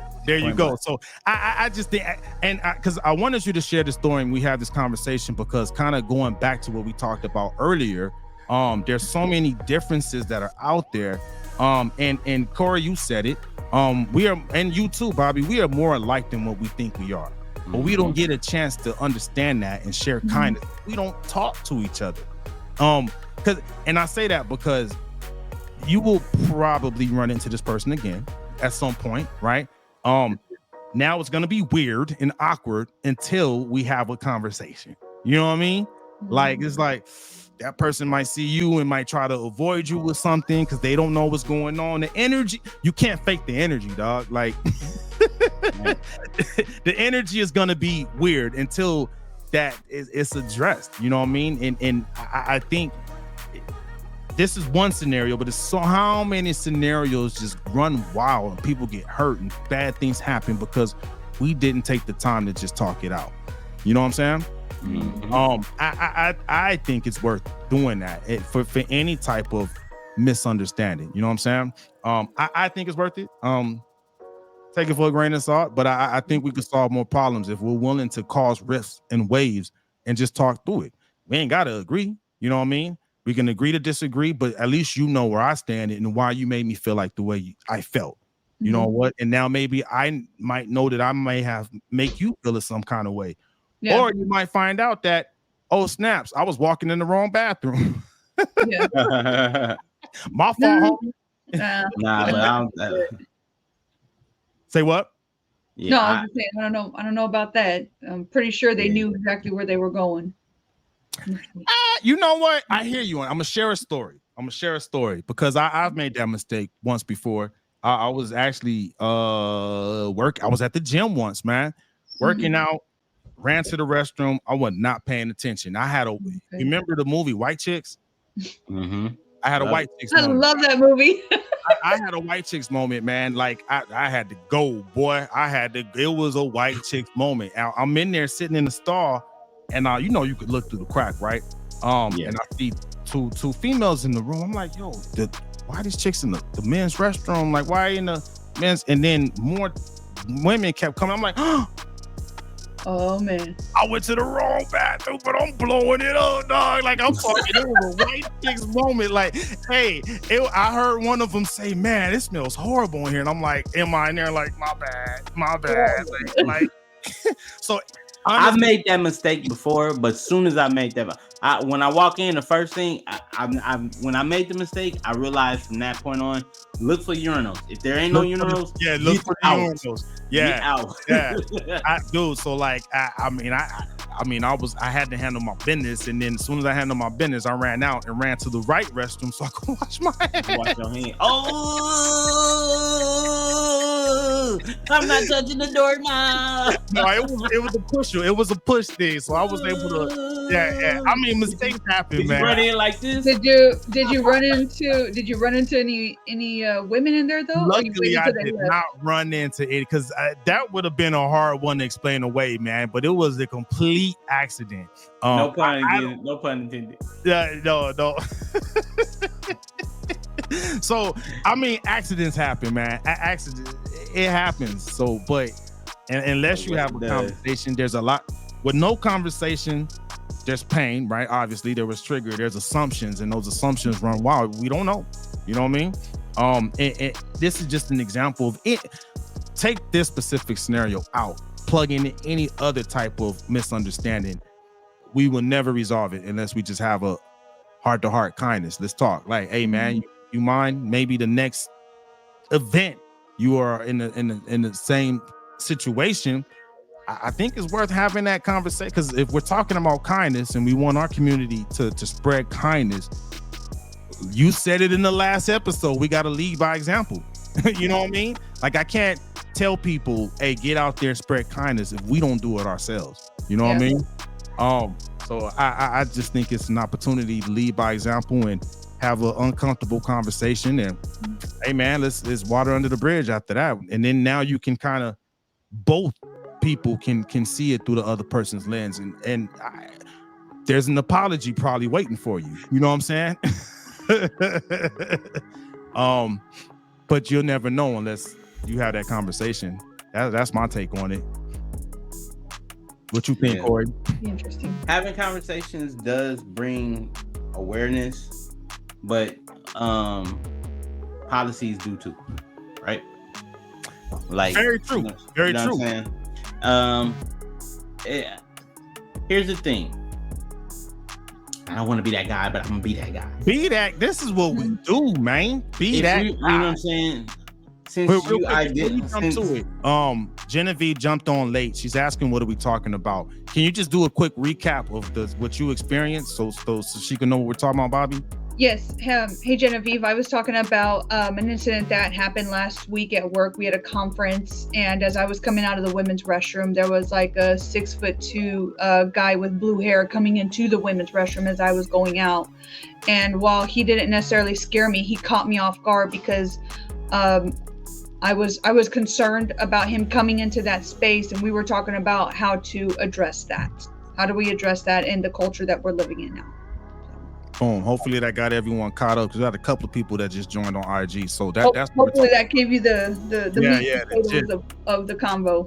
Yeah, and so and what I have been saying this whole time, Jen, and Sophist 8 that just came in, we live in the times of people are in transition. It is what it is, man. And I shared a story of a friend of mine who was born a hermaphrodite, who their parents chose for that person to be a girl, but they reversed the process to become a man. And just to share that there are some people you don't know who may be going through something that's non-traditional, if you will, right? But you will never know that unless you have that conversation. Because Corey, I think you had a point about policy, and I got something to add to that once you talk about your point. No, I'm just saying, like I said, I don't want to go there, but I guess I got to go there. Do you guys wear badges when you're in your room? I mean, in the office? Yes. Yeah, we do. He should have a badge that shows that he identifies as boom, where now he has access to this particular thing. Because of the fact that if you have that now, then an identifier. It's an identifier, yeah. An identifier. That means that this person is has access to this restroom and this restroom. Or this person, it's sad. I hate to say it, but now you gotta say it. We are where we are. because if you want to, you know what I'm saying, if people don't want to get their feelings hurt by saying certain things, we gotta know. And something like that, you know what I'm saying, that got to be relevant. You know what I'm saying? If you have a badge that has, okay, you're not red, you're not blue, you're green, then green has access to red and blue.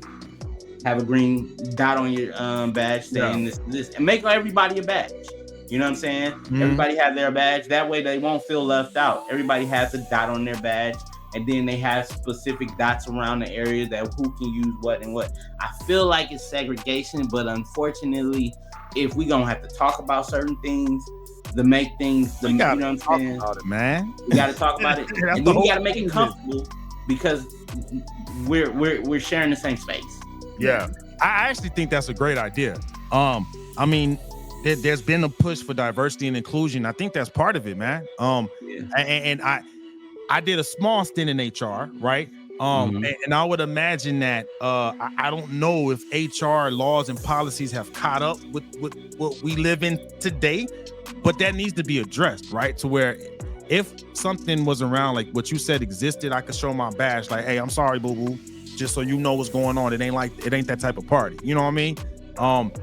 It would help because I mean, otherwise you would have some people that are in transition, and no one's gonna know, and there could be more uncomfortable situations like that. But if I got something, hey, sorry, you know, I not trying to make you feel uncomfortable, but just what it is. You know what I mean?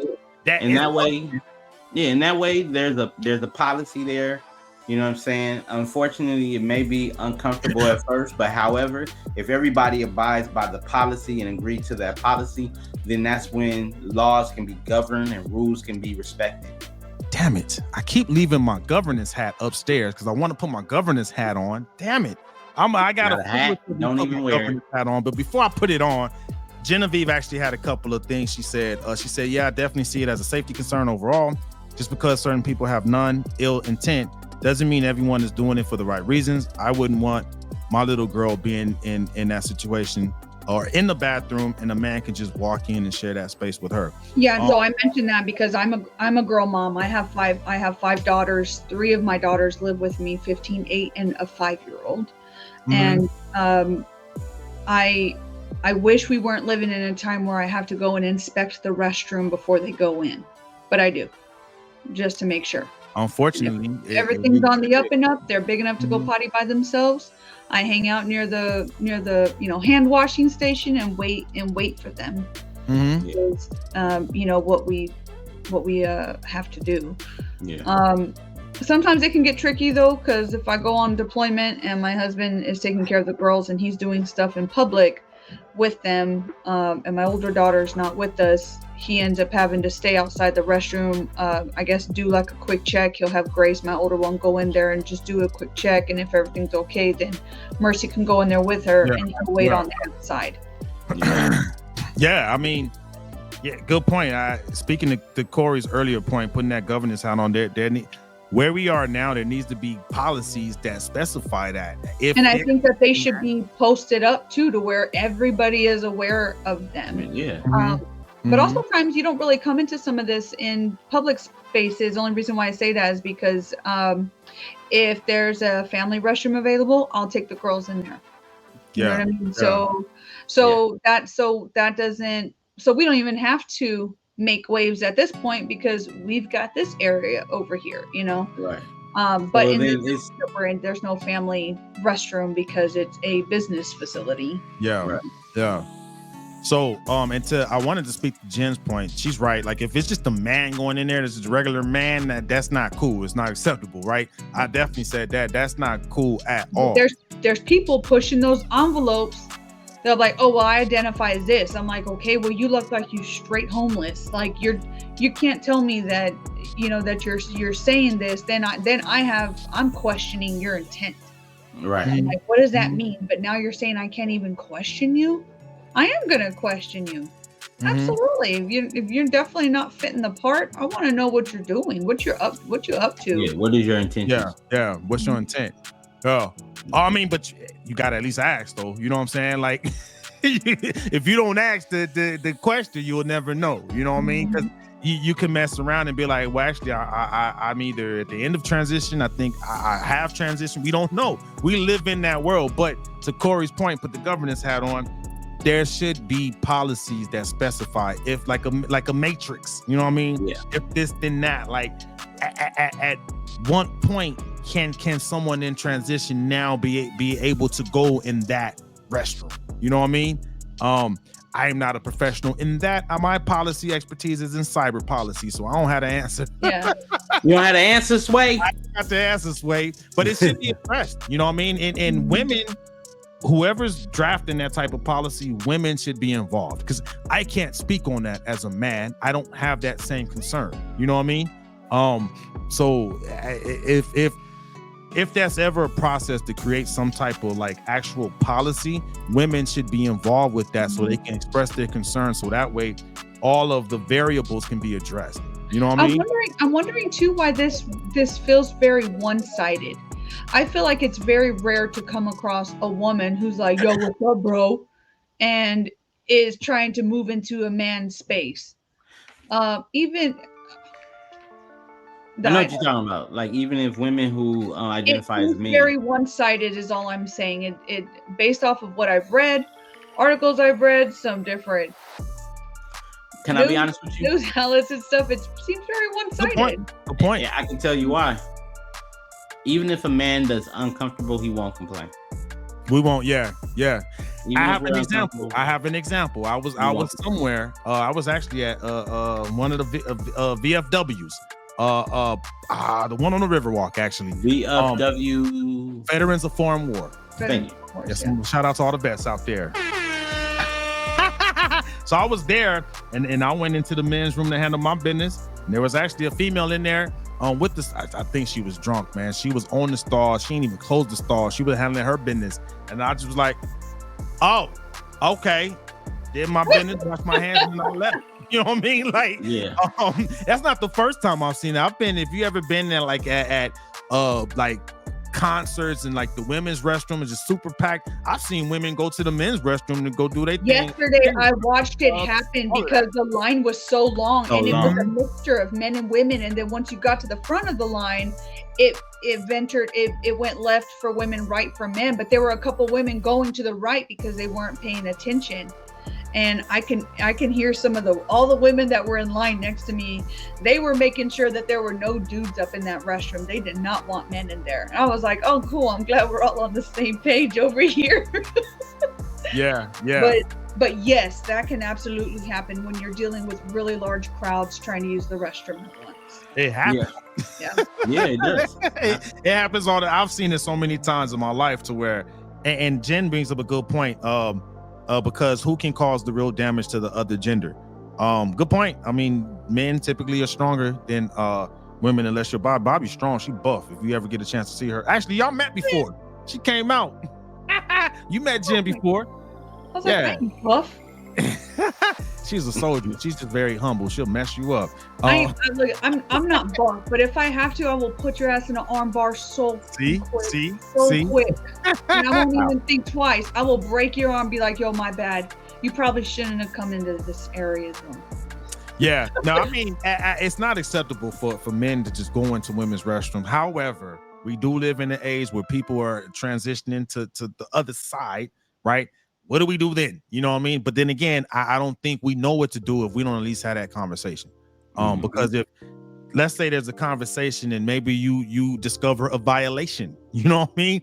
Then that's a whole different story to where I would hope the men around would help if needed. You know what I'm saying?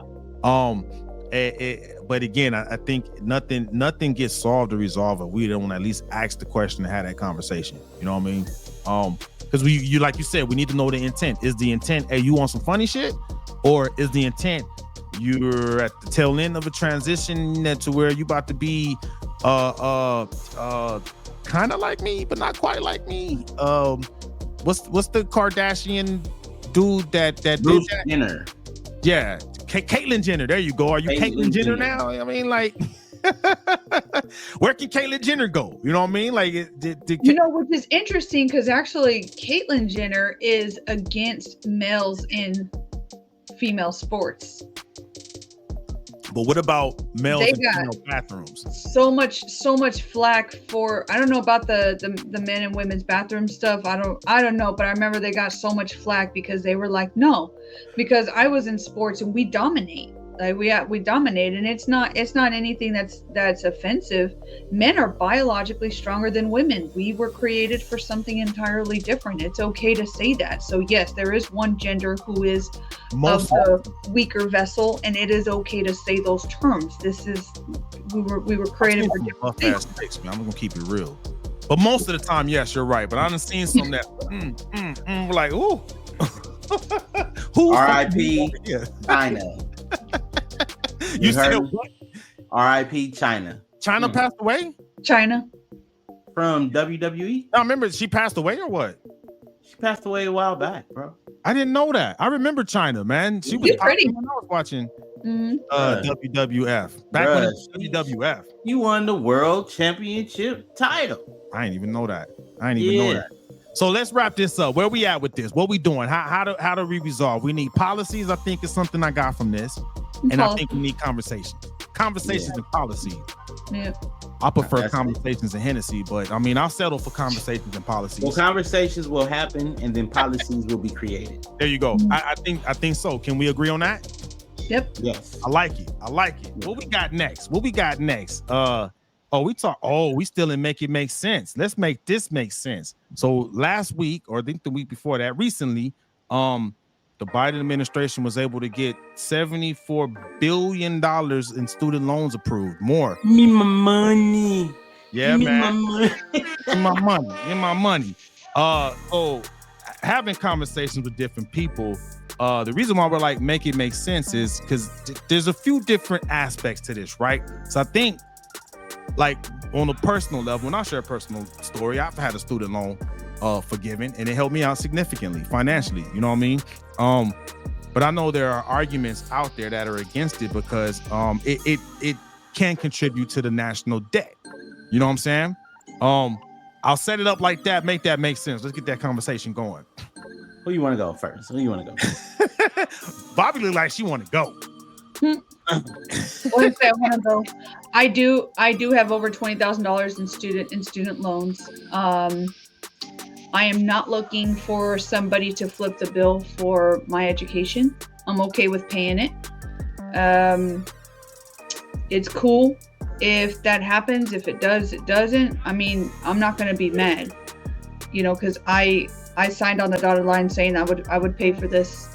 So the only thing that has helped was when for sure we got to go into like that period of not having to pay for anything, especially during COVID.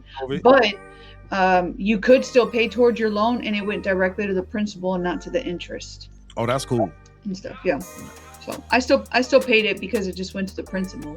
Yeah. But, okay. Yeah. So my point of view, let me tell you right now, real talk. You know what I'm saying? I personally, I don't have student loans. When I did have student loans, I paid them. I didn't graduate from college, just FYI. However, my wife did graduate several times. We have, student loans. However, I truly believe that one, education should be free, right? I don't believe I think that's one of the problems in this country that we have. It's like education is extremely put on in front of you, but it's saying like, go ahead, go to school. This is what you should do. But they're not saying go to school and get approved for all these loans where you're going to have to work your job that you go to school for 5 or 7 years just to get out of debt and then make an honest living. So you spend $100,000 in student lones, but you come out of you get a career where you make $60,000 a year. That's crazy. Make it make sense, right? Make that make sense. Hell yeah. The career path has to be worth that amount. You have to look at it. Has to be worth that amount.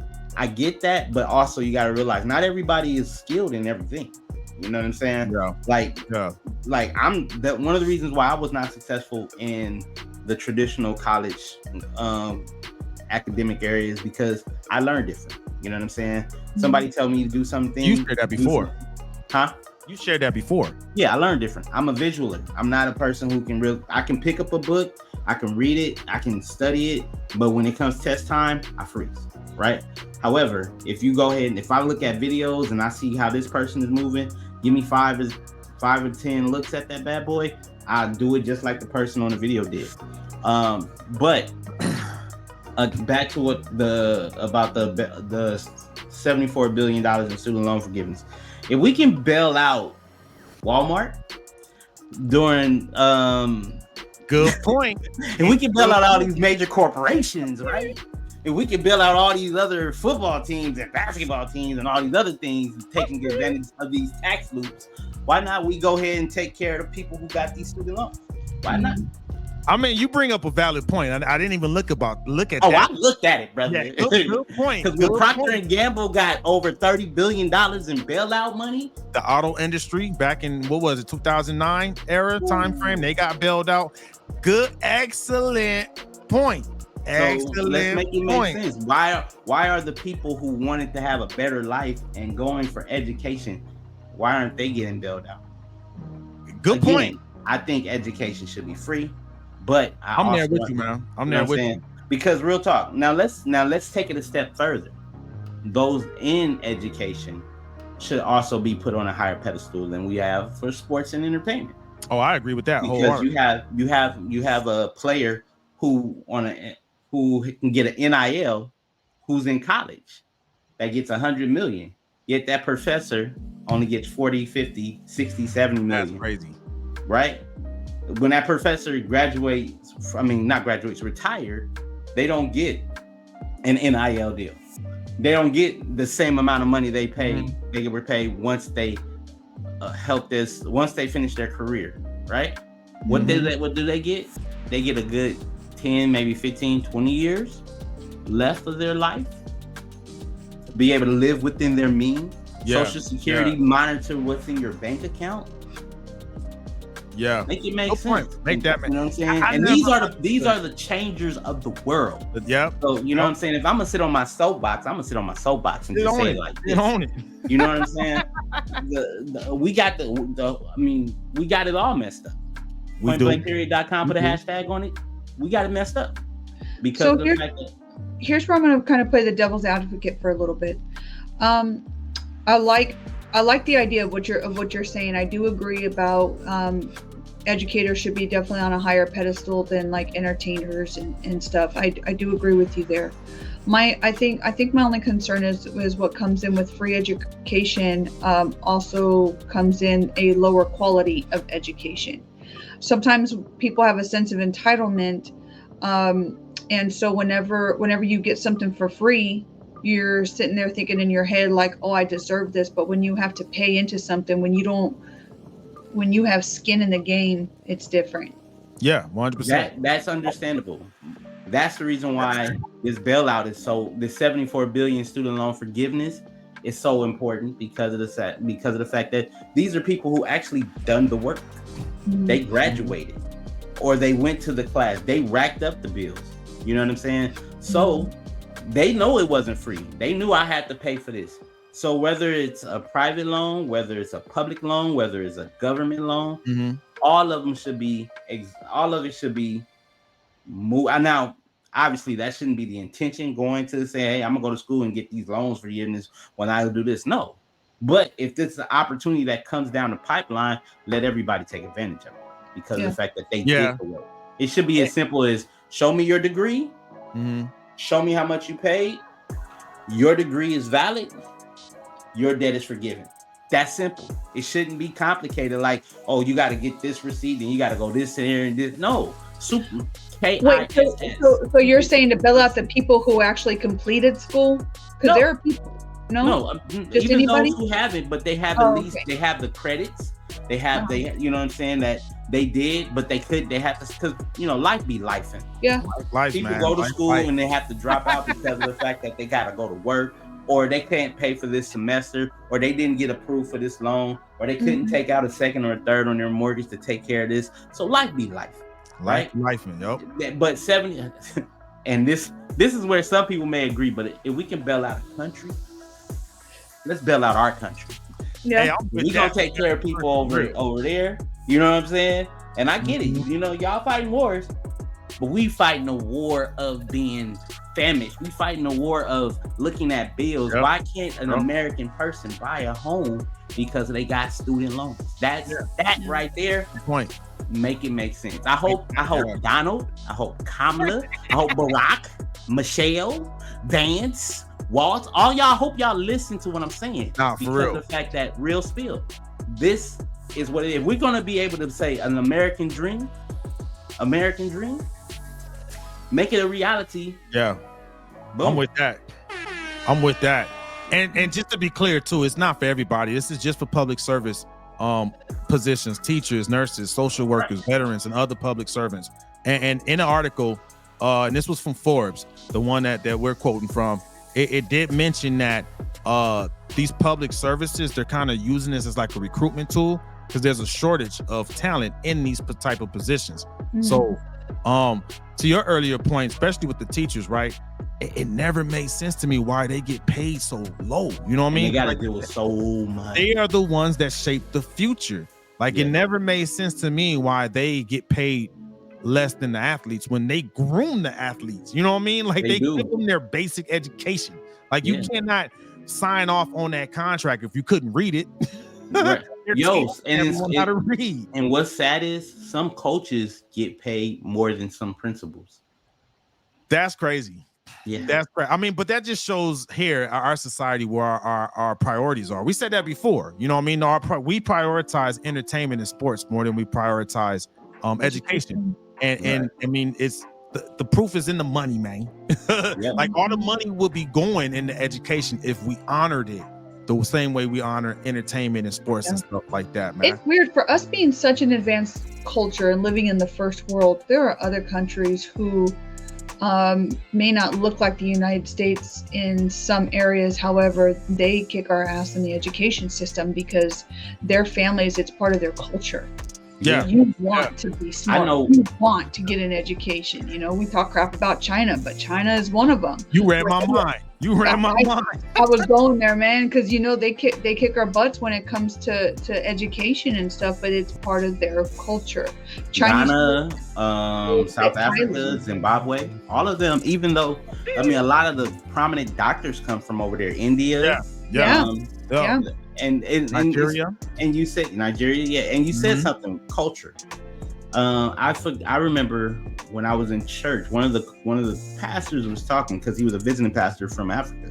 I forgot which country in Africa though, but he said that when the kid becomes of age, I think 4 or 5, if the kid can't, I mean, they find out what skill set he's already good at there, and then they cultivate it. So if he's good at numbers, he's able to process faster thinking. They focus on him being an engineer, a doctor. But if he can, you know what I'm saying, he can go out and cut corners, run, grab and help with the food and help with the hunting and everything. So that means like, okay, so he's going to be somebody who's going to be well in labor, and they cultivate that gift. You know what I'm saying? So that's one thing. That's one thing those cultures do that America doesn't. You know what I'm saying? And I'm gonna go there real quick. We gonna pivot and we gonna get back. If you're a rapper, I'm talking to you, rappers, okay? If you're really not that good, find something else that you're good at. You feel me? Because of the fact that what you're doing is you're wasting your God-given gift that you have, trying to believe that you're not something, and you're paying these parents. If you see that your kid is only gonna grow to be 5'7", his daddy was 5'7", you 5'2", that means he ain't gonna be a basketball player. Hey man, I'm 5'7", dog. That hurt. I'm 5'7.5".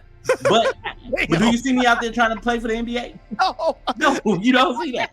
You feel what I'm saying? No, since we're talking about height, your girl here is 5'10". 5'10". You almost qualify to be in the WNBA. You know what I'm saying? But hey, how's the weather up there? Right, right. But nice and breezy, baby. Nice and breezy. But here's the thing: I say that to say this, and Bobby, you made a point of it earlier when we were talking about it. You know what I'm saying? Career paths and things of that nature. When you go to college, don't go to college because of what your parents want you to be. Go to college for what you're good at, that you can sharpen that skill set. And we all know if you're in school and your teacher is telling you talk too much in class, Go into communications. Point blank. Right? You know She's seeing you with your gifted. You know what I'm saying? Exactly. Yeah. If they say you're a joy to be around, go into public service. Because why? That's your calling. Yeah. That's your calling. Hospitality. Exactly. There's a test that you can take. I was talking with a friend of mine. And I take it every year. She was telling me that there's a test that you could take that based off of your personality and character traits and stuff. There's a certain career path you should be in based on who you are. And every time I take that test, it's called. I'm looking at 16 personalities.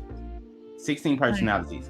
I took it when I worked at. Wait, and it tells you what career path you should go down. It tells you, you have to pay for of it. You have to pay for the career path part, but the free one that you take, it lets you know where you're dominant in, where you're not dominant, and these questions have nothing to do with the answers. Nothing to do with what type of personality you are. But when you take it, you find your strong suit, and then I was curious to know what my dominant was, and I went and I paid the extra $30 for it, and I was like, wow, I'm extremely good at what I thought I would be good at. And it was like, you avoid conflict? No, I take it head on. And then it was showing like I should be in communication, because I'm about that. But this is something I knew. Why? Because we did music. Right. And music is communication. Point blank. You know what I mean? So so there you go. If you wanna make your $74 billion bailout worthwhile, take the 16 personalities test. I like that. Have your kids take it, and you can take it as you mature. Certain things in life change. This will be a good reset for everybody coming out of the pandemic. That's good. That's good. The 16 personalities test. I like that. Yeah. That's good. We got some comments from Dr. Poole. He just joined us talking about the teachers, right? He said, not all teachers are good teachers and deserve to be paid extra money. There should be some type of way to show the difference between good teachers and bad teachers if teachers are teaching in a state. Teachers based off of test scores and how the school performs. If the school is performing well, should teachers be paid more versus schools that are like they don't give a damn about their students? You know, I'm not saying that's everywhere, but then there's some students too who don't give a damn about being at school. It sucks. It's a weird. I disagree, and then I agree. So here's the thing. Yeah. If, say for instance, what they can do, and I know that a lot of teachers in LA Unified is taking advantage of this. If you go back to school and if you go back to school to get more credentials, more credits, they will pay. They will pay for you. Not pay you. They will increase your salary, right? Say for instance, you know what I'm saying, if you want to go into being a school principal, the system will suggest you take these courses, right? If you're serious about the job that you do and you want to make a change, money will not hold you back. So you'll find a way to pay the $2,000 or $3,000. Yeah. Because of the fact that you're paying $2,000 or $3,000, you will not only open up opportunities for your future in education, also open up your pay, increase your pay, and then when programs like these bailouts come about, you'll be able to take advantage of it. No, good point. I like that. Yeah. Because if a teacher don't care, he there just to get a check, he or she ain't gonna go and take the extra steps to get more money, because they're there for just a check. It's a good filter. Yeah, shout out Dr. Poole. I feel you. Dr. Poole, he got to your point too. He said if teachers are teaching in a state where the education continues to decline, then they are bad teachers and there's a bad school board. No, I think about that. On that too, because of the fact that I live with an educator. My wife is an educator. She's a school counselor, and there are some parents. Remember, the parents that are teaching these kids, or raising these kids right now, are the parents that came after us, after we graduated from high school. Yeah, those parents were the ones who were smoking crack in junior high. Dang, were they? Yes, they were. Nah, they were popping pills, man. We were the generation of popping pills. M&M, D12. Blue and yellow, purple pills. We were in the two that that's you right. My fault. No, you right. And I say that to say this because our parents were the crack weed babies, right? The free speech, right? And Quaalude. They had Quaalude. Right? You know what I'm saying? Our peers who have kids that are growing up now that have kids, not, you know what I'm saying? Like your son, he's just now having a kid, right? He's having one, yeah. Right. You know what I'm saying? So some of the generations that parent that are, let's say Gen Y parents, right? Because I'm a Gen Y parent, but Gen Y goes all the way to 1996 to 2012, right? So Okay. Gen Y parents, we look at the Gen Z parents, huh? Is that Gen Y or Gen Z? No, we're Gen Y, 1980 to 1996. Millennials, yeah. Okay. But I say the reason why I say that is because of the fact that there's parents that come to the school that know their kid is crazy and will defend their kid. Yeah. Crazy. And that's not fair, because that person will come up to the school and make everybody on that campus raise hell just because their kid, who don't respect anybody, who the parents don't even get respect from that child, make them look like they're an innocent angel, and they're not. Yeah. So we can't blame the school district. We can't blame the school board. We blame the parents. And what do we say, Geronimo? Parents need to what? Home. Parents need to parent, damn it. Okay. Parents need There to you parent. go. Parents need on to that note, parent. So you know what I'm saying? I could never be an educator right now because of that, because you see too many parents just don't care.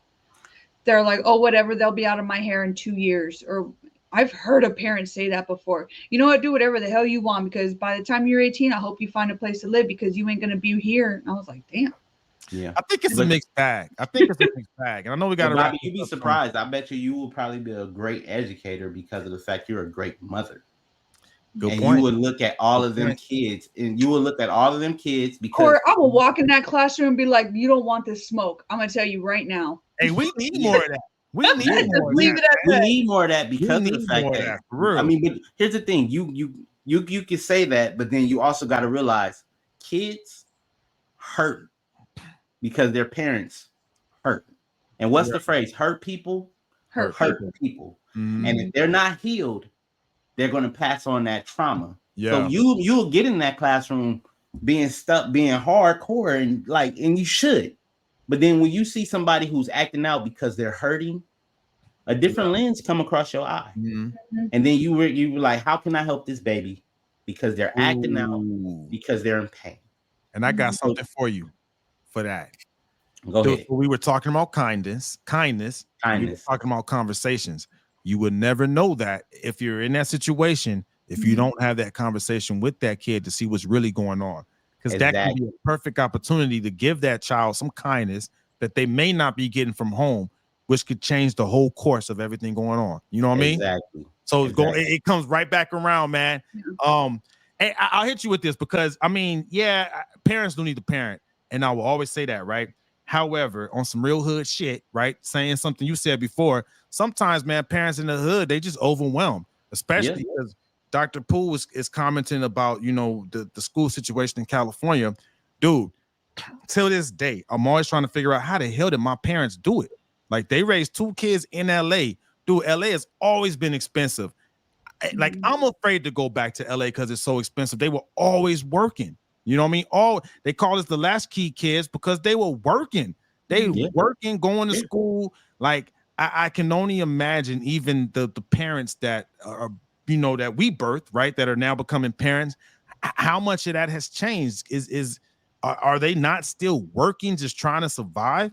They can't even think about thriving. They're just trying to survive, to where maybe that impacts the amount of engagement they can have with that kid. Some real shit, man. You know what I mean? Real. Like, it's real. And it's not just California. All across the country is the same story. The only reason why I say it's hit a little bit more so because California is expensive. You know what I'm saying?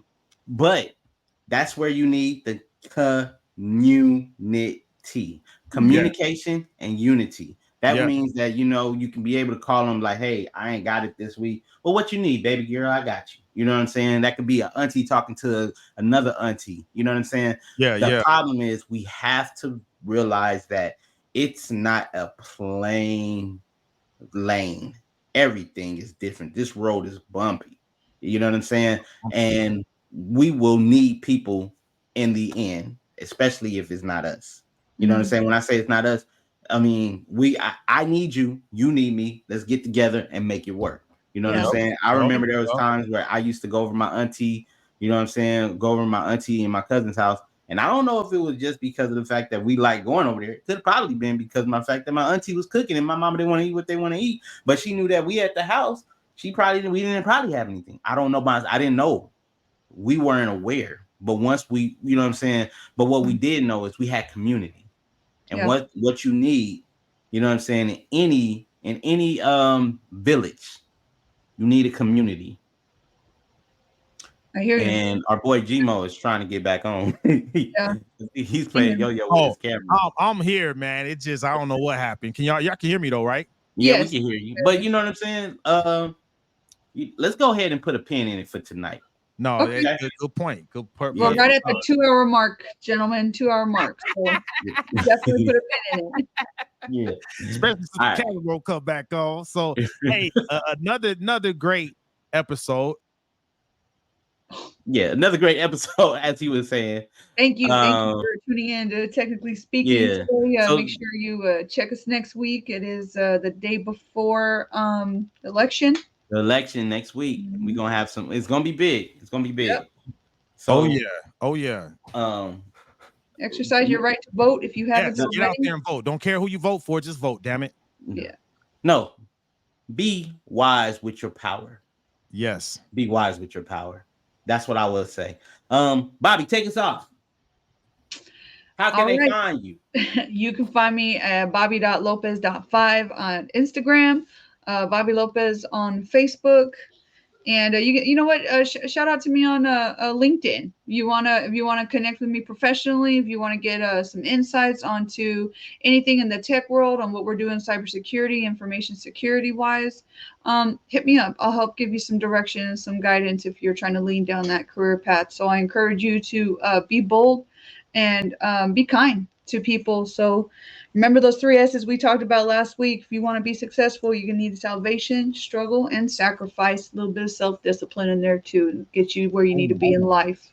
Blessings out to you all. Shout out for everybody. Thank you, Bobby. And at Gmo, the man with no camera, man. It just quit on me, man. Hey, y'all can reach me on all platforms except for TikTok, because I don't do TikTok, at tech_Von_go. Hit me up. Again, we got a couple of properties out here. If you're looking for somewhere to rent in the upscale neighborhood, holler at me. And Corey, where can they reach you at? You can find me at Corey Giovanni at TikTok, YouTube, IG. That means Instagram, LinkedIn, and Facebook, and the YouTube. I think I said that, but I want to say it again, because what you guys need to do is like, comment, subscribe, and share, because we're giving you news that you can use. And I'm out. We are out. Episode 25. Let's go.